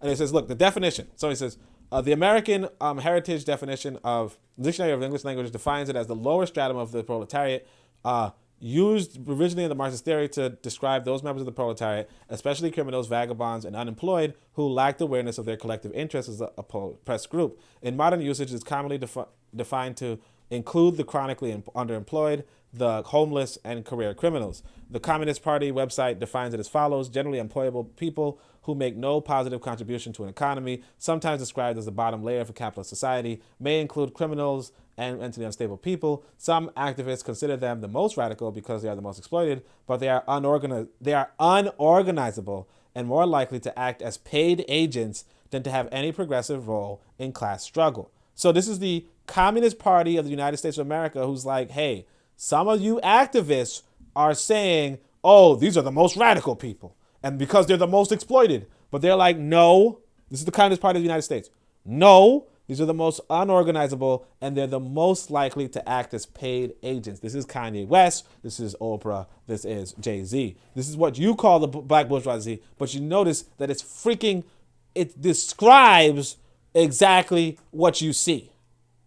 But they're still insisting, it's a long-ass discussion, oh, these are the bourgeoisie. They're not. They're the fucking lumpen proletariat. So he says, look, according to historian Robert Broussard, Karl Marx and Frederick Engels viewed the lumpen proletariat as essentially parasitical group was largely the remains of older, obsolete stages of social development, and that it could not normally play a progressive role in history. Indeed, because it acted out of a socially ignorant self-interest, the lumpen proletariat was easily bribed by reactionary forces and could be used to combat the true proletariat in an effort to bring about the end of bourgeois society. So again, the proletariat is going against the bourgeoisie, and he's saying the lumpen, so on and so forth. So without a clear consciousness, class consciousness, the lumpen proletariat could not play a positive role in society. Instead, it exploited society for its own ends and was in turn exploited as a tool of destruction and reaction.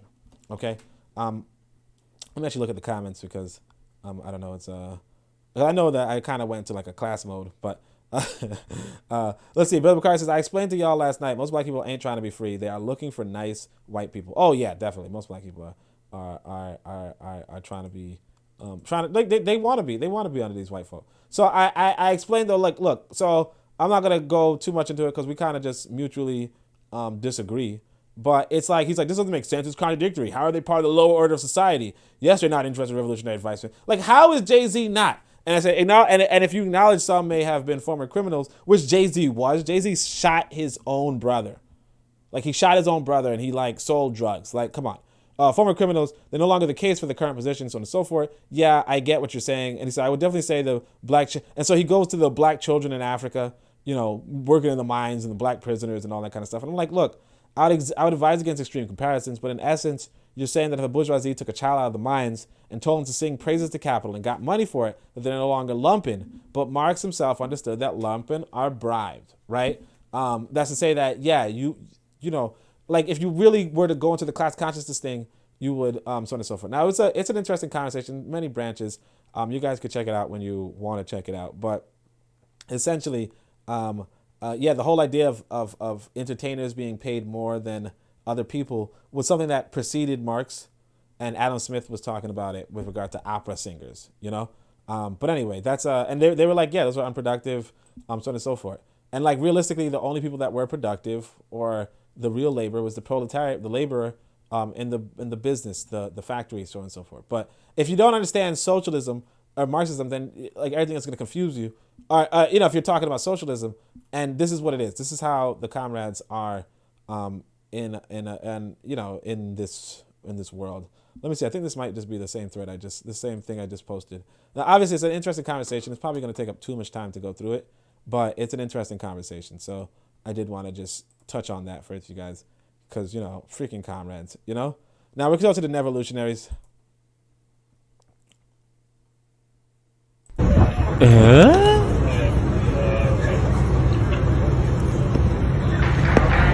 Black people just don't get it. We just don't get it. We just don't get it. Yeah, so this next one, I gotta apologize if this is if Brother Bakari knows these people, right? Brother Bakari's always talking about trucking. So I said, sorry if this is you, but I guess we gotta organize as a people. So this is a really sad story. Well, not a really sad story, but this is one of the realities of America, right? So it says white supremacists are murdering black truck drivers. Okay? So a woman exposes her family that raised dogs to hunt black Americans. Okay. Even truckers would avoid that route if they weren't 100% certain that they could. So she's going to just show you different images of like September 22, and this was August 2018, how people like who were driving trucks were found dead going through some areas. But here's the weird part about it. They were told just a few more. Don't go to these areas. And that's the reality. That's the reality about this world. I want they people to still realize. Trying to rule his death or suicide right now. All of them black. All of them went to historically sundown towns and were told not to take those routes, and they took them anyway. And this is what the results of them taking those routes were. It's not in the past, it's right now. Yeah, so my thing is this. So like I said, like my whole intention is to be in Africa, right? And my thing is if somebody tells me, hey, look, man, don't go that sort of route because there are terrorists there. I mean, like, I'll tell you this, man. Like, I wanna go to Africa, and somebody my son's mother was like, hey, that there's some certain thing happening at a certain border, and it's like good to know, right? Now, I'm not really like a drive in the middle of nowhere type person, but what I'm gonna do is that when I'm in Africa, I'm gonna be walking around and I'm gonna be like, hey, should I go down this place? And somebody says, not a good idea, right? My black ass is gonna be like, okay. Because the thing is this, you gotta realize about humans. I want to tell you two things about humans, right? The two things you gotta understand about humans. One is that we're actually today ruled by a lot of warlords.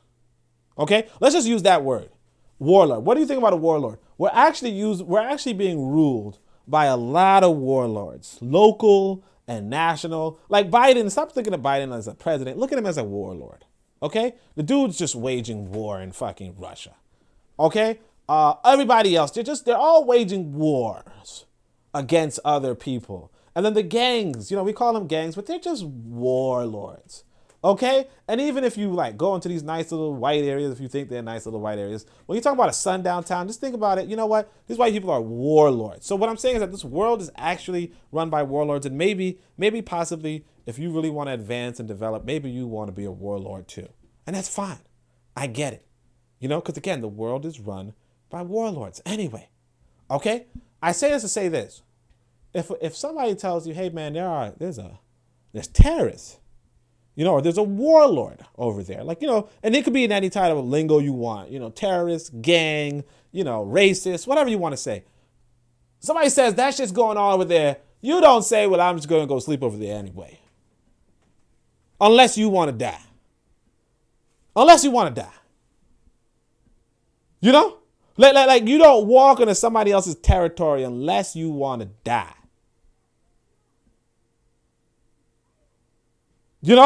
I mean, if you could avoid it. Now, some people can't avoid it. Like, you're in America. You can't really avoid being in America if you think that Biden's a warlord, right? But notwithstanding that, like she's saying, hey, look, all of these drivers were told, don't go to that sundown town. And now that they're dead, it's like, what's the out? And it's like, well, what do you want to do? You can't control the fact that you are a part of a species that is ruled that lives in this sort of way, that functions in this sort of way, and you cannot hold on to this idealism that you should be and will be protected by the goodwill of other human beings, because the goodwill of other human beings is not a universal phenomenon. Sure, if I were to be jogging and then I fell down and I couldn't get up, some passerby may come and help me, right? Some passerby may likely help me, and they might be a part of a demographic you would think would be unlikely. It could be a it could be a woman, it could be a man, it could be a old person, it could be a young person, it could be whatever, it could be a white person, it could be a black person, it could be whatever, it could be a fucking alien. It doesn't matter. It's very likely that you can rely, like it might be, especially in a crowded city, it might be somebody might help you, and it might be somebody won't. But if somebody's telling you, hey, look, that's unsafe, you might be like, I don't want to live my life in fear. That's fine, don't. But you're probably going to live a short life, because the reality is that we are a species of animals that live in this, that organize in this sort of way. Okay? We are a species, just like if you were to watch the lions or you were to watch the hyenas and you would say, oh, look at their social organization. The way that humans are being socially organized at this point in time is there's a bunch of warlords. Okay? There's a bunch of warlords. I want you guys to know that.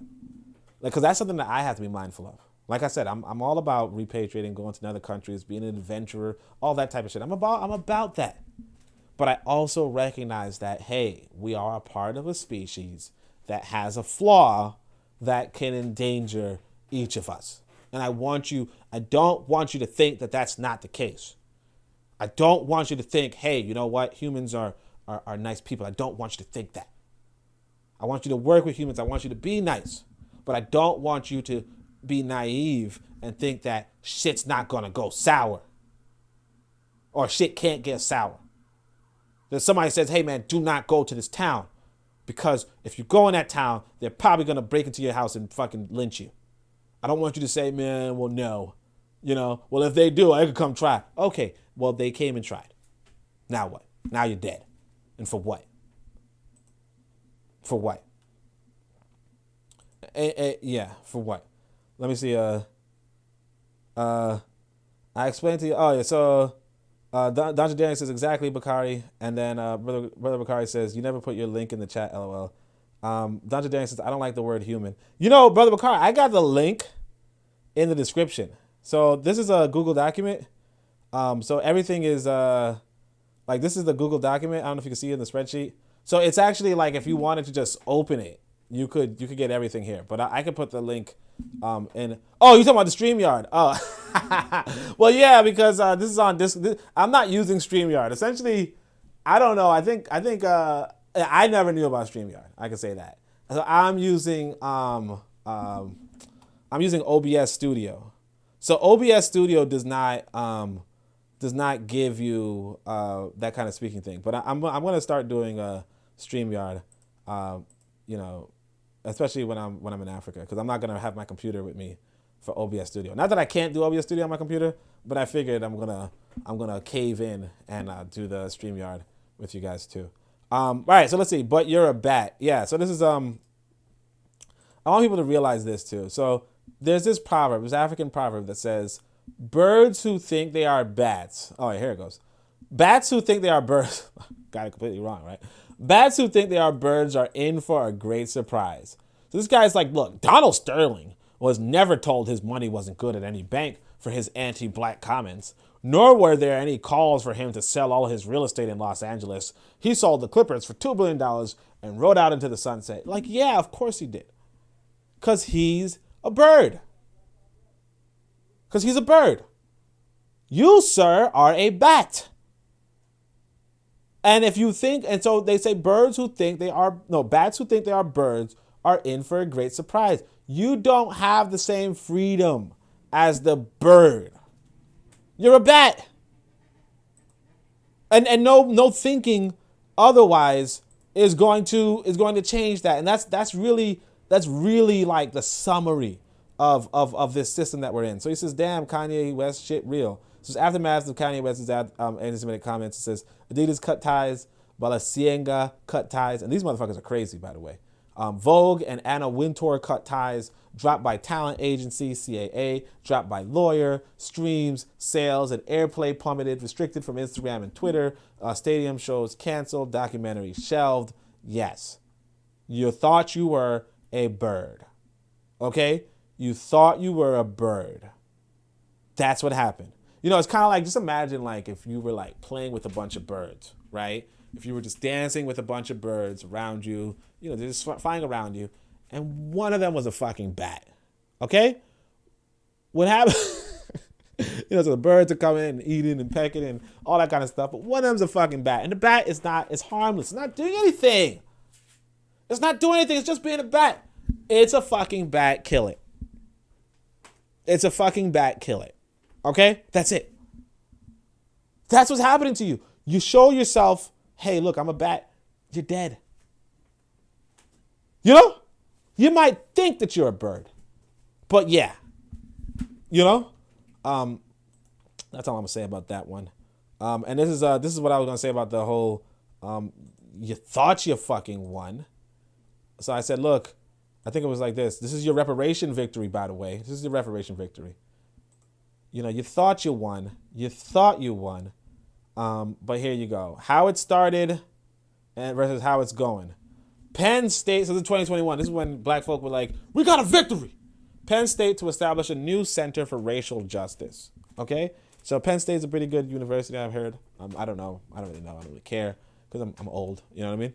It's established a new center for racial justice. This was 2021. So about a year ago, right? This is it today. Penn State has formally scrapped plans to establish a center for racial justice, a key proposal in the wake of a 2020 protest. This morning, President Ben Dapudi told the group searching for the center's director that Penn State would not fund the effort. That's it. That's it. Somebody in the comments says, as soon as the heat dies down, they always resume practicing systematic racism. Unfortunately, reform has not proven itself to be the answer. That's it. You know, whatever he gives, he takes. And by he, I mean the white man. Whatever the white man gives you, he can take. So what did you expect? And this was a victory. This was like, oh, you see, I told you, when we get together, we could do blah, blah, blah. Okay. He's like, oh, because I tell you, one of the most significant stories, I still remember this, right? I was in the Brooklyn Library, okay? And I found this book called John Edward Bruce or whatever, right? And I was like, wow, this book's amazing. Oh, wow, I never heard of this guy. And I'm just like in the library reading the book and like writing some snippets from it in order to put it on the on my website, because I was like, I never heard of this guy. He's such a great Black American, you know, Black ancestor, all that kind of stuff, right? I put it down because you had to like request it from the bottom of the library, right? You had to make a special request at the library for you to get the book, your hands on the book. And the library, you know, dug up the book. It was under tight security. I showed up the next week or something to make more copies of what I read in the book, and the book was missing, deleted from the system. Well, not deleted from probably deleted from the system. They were like, we never had this book, or some shit like that. You understand? So my belief is this, that maybe back in the 60s or maybe back in the 80s, black folk were like, you got to give us these radical books. You got to order these books. We need to have radical books in the library. And the library was like, okay, you guys need it. You guys got it, right? Stop, just stop. Nobody really touches the books after, and the library forgets about it. Now I come along and I say, oh yeah, this is a good book. Let me read this and so on and so forth. I was glad this is the library. And the library is like, why the fuck do we have these kind of books over here? Why do we give these Negroes this? Because of the protests of 1989? Well, they're not still with that shit. So why the fuck we have this? Just saying. I'm just saying. We're gonna go to, and finally we're gonna end with the Pan-Africanist. I'm rushing through because I know Brother Bakari gonna be on me for not leaving a link. Bullshit.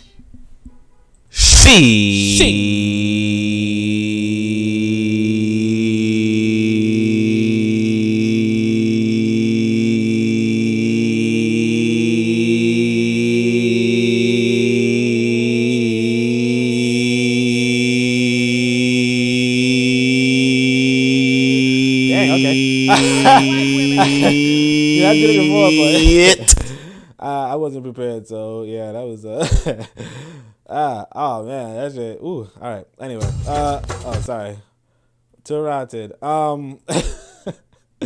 That shit took it out of me. Oh yeah, that just took it out of me. All right, I'm like, yeah, all right, let me stop. I see it's kind of long. All right, let's see. Danger Daring says it's a universalism word. I prefer species. Species gives clarification and specification. Okay, sis, I see you. Brother Carter says, "Hello, I'm just messing with you." Nah, brother, gonna get on me. Danger Daring says, "Human is a Latin Romance language." Yeah, human is. Amani, Tanzan says, "Amani, everyone, I'm late catching up." So I told you guys, if you listen to a 2-hour stream at 2 times the speed, right? If it were to go on for, like the entire time you're listening to it, you will only catch up after 2 hours. You get what I'm saying? So that's just a little bit of mathematics for people who might be curious. Like, how long would it take you to listen to something at twice the speed in order to catch up with it? And that would take up the entire length of how long it was playing. But of course, I don't plan on playing for another 2 hours because this is the last page. All right. So anyway, so this one says, you think there's one law? Yeah. Oh yeah. So this is just, like I said, the Pan-Africanists, the people who, believe in whatever they believe in. This lady, now, I mean, she did the right thing. I don't know. UAE government sentences Nigerian woman to 1 year jail term over Twitter post on how Nigerians were illegally detained at Dubai airport. So what happens is the United Arab Emirates says, this Nigerian woman was like, hey, we're being illegally detained at this airport. I'm going to make a social media post. And what they do, they put her in jail. And so now people are like, hey, how could you do that? It's free speech. And it's like, no, it's not free speech. And that's the thing you got to realize. When you're in another person's country, this is what you got to realize. When you're in another person's country, you are bound by their laws. Like I said, act like they're warlords. They are warlords. You fuck with them, they fuck with you. Okay? You fuck with them, they fuck with you. That's what it is. Now, we might be like, damn, why'd you do that? Why did they do that? Why can't they be on something? Let's just be, I want you to go with the real world. The real world is that most of these governments are run by warlords. Okay? That's it. If you really pay attention to what the president of the United States is, they call him what? The commander-in-chief. The highest position in the military. That's who he is. That's what he is. That's the importance of this position. He is the highest position in their military. That's it. That's it. That's the great importance. Let me not spend too much time, but yeah, so that's the UAE government sentences Nigerian woman to whatever. And then we're going to go to the last one, which is just a simple image about how India gets it. India gets it. This black man is complaining, but India gets it. I forgot to include this other link of this Indian woman complaining, but look at this right here. The CEO of Google, this is a black man complaining. CEO of Google, Indian. CEO of Microsoft, Indian. CEO of Adobe, Indian. CEO of Twitter, Indian. Now I think Elon Musk just changed that, but still. CEO of MasterCard, Indian. CEO of Pepsi, Indian. CEO of IBM, Indian. CEO of Albertson, Indian. CEO of Nets app, Indian. CEO of Nokia, Indian. CEO of Palo Alto, Indian. CEO of Arista, Indian. CEO of Novartis is Indian. And now the UK Prime Minister is Indian. Now, I'm not really about these businesses per se, or about these countries, but imagine the red, black, and green flag there. You know what I'm saying? India, for what it's worth, they get it. Develop yourself, develop your country, develop your space, develop your people, and you never know. You might end up CEO of as a blatantly red, black, and green person, or as a spook who sat by the door, whatever you want to say, right? Although spook is not a good word, by the way. I don't know if people pick up on that, but it's not a good word for black folk. It's, But anyway, whatever it is, they get it. And I'm not saying I want to be and so on and so forth, but what I do want to see is red, black, and green flag on top of, one, good African businesses, and two, good African nations. And that's really what you want to strive for. Because guess what? The president of India is Indian. You see what I'm saying? This guy's just talking about the things outside of India. But even in India, they're their own CEOs. And that's what you want to be when you're a continent. And it wanted to be not just, the Nigerian flag or you want it to be the red, black, and green flag. You want that mentality, the Garvey mentality in charge. And that's the end of the podcast. I hope you guys enjoyed it. I hope you guys liked it. And yeah, I think that's pretty much the end of it. I see the comments are Amani, Tenzan, Danja Deering. Oh, so I would say this. I didn't get to. I wasn't inside of the bookstore in Atlanta, but I did get to be on this website. So this is the blackbookswholesale.com. So this is a brother who reached out and was like, hey, your books are being sold on this website. So if you guys are interested in getting any of my books on a black website, black-owned website, and they say, look, About Us says Black is the largest wholesaler of African-American books, gifts, and products in the United States. So if you guys are about supporting black-owned businesses in order to get some of my books, then you don't have to look any further. It looks like it's USD and the euro and the pound, I guess. But if you can find them over here. So this is pretty big. It's pretty interesting. I didn't get to finish the one inside of Atlanta, the Meadow bookstore, but over here, if you guys want to order it online from the largest African American book wholesaler, then now you have an opportunity. So especially grateful for this as well. But that's our sponsor and that's our podcast. So until next time, what I want to tell you all is Shamim Hotep. Brother Bakari says, what did the story here say? Well, basically it said, basically I had to send some copies of the books and that kind of stuff. And what happened was the lady, it's pretty complicated, but the lady, I'll talk about it. But I'll talk about it offline, obviously. But Kofi says, good stream. Good luck, you a famous author now. Finally, right? It only took me forever. And Forecast is congratulating, says that's dope. Brother Bakari says send the information. You can mention it today. Yeah, I'll send you that. I'll put the link right here, and then I'll send you the link separately. I'll send you the about page. Only cause, but yeah, it's a good, bro is I don't know if I don't really recall if it's a brother or a sister running it.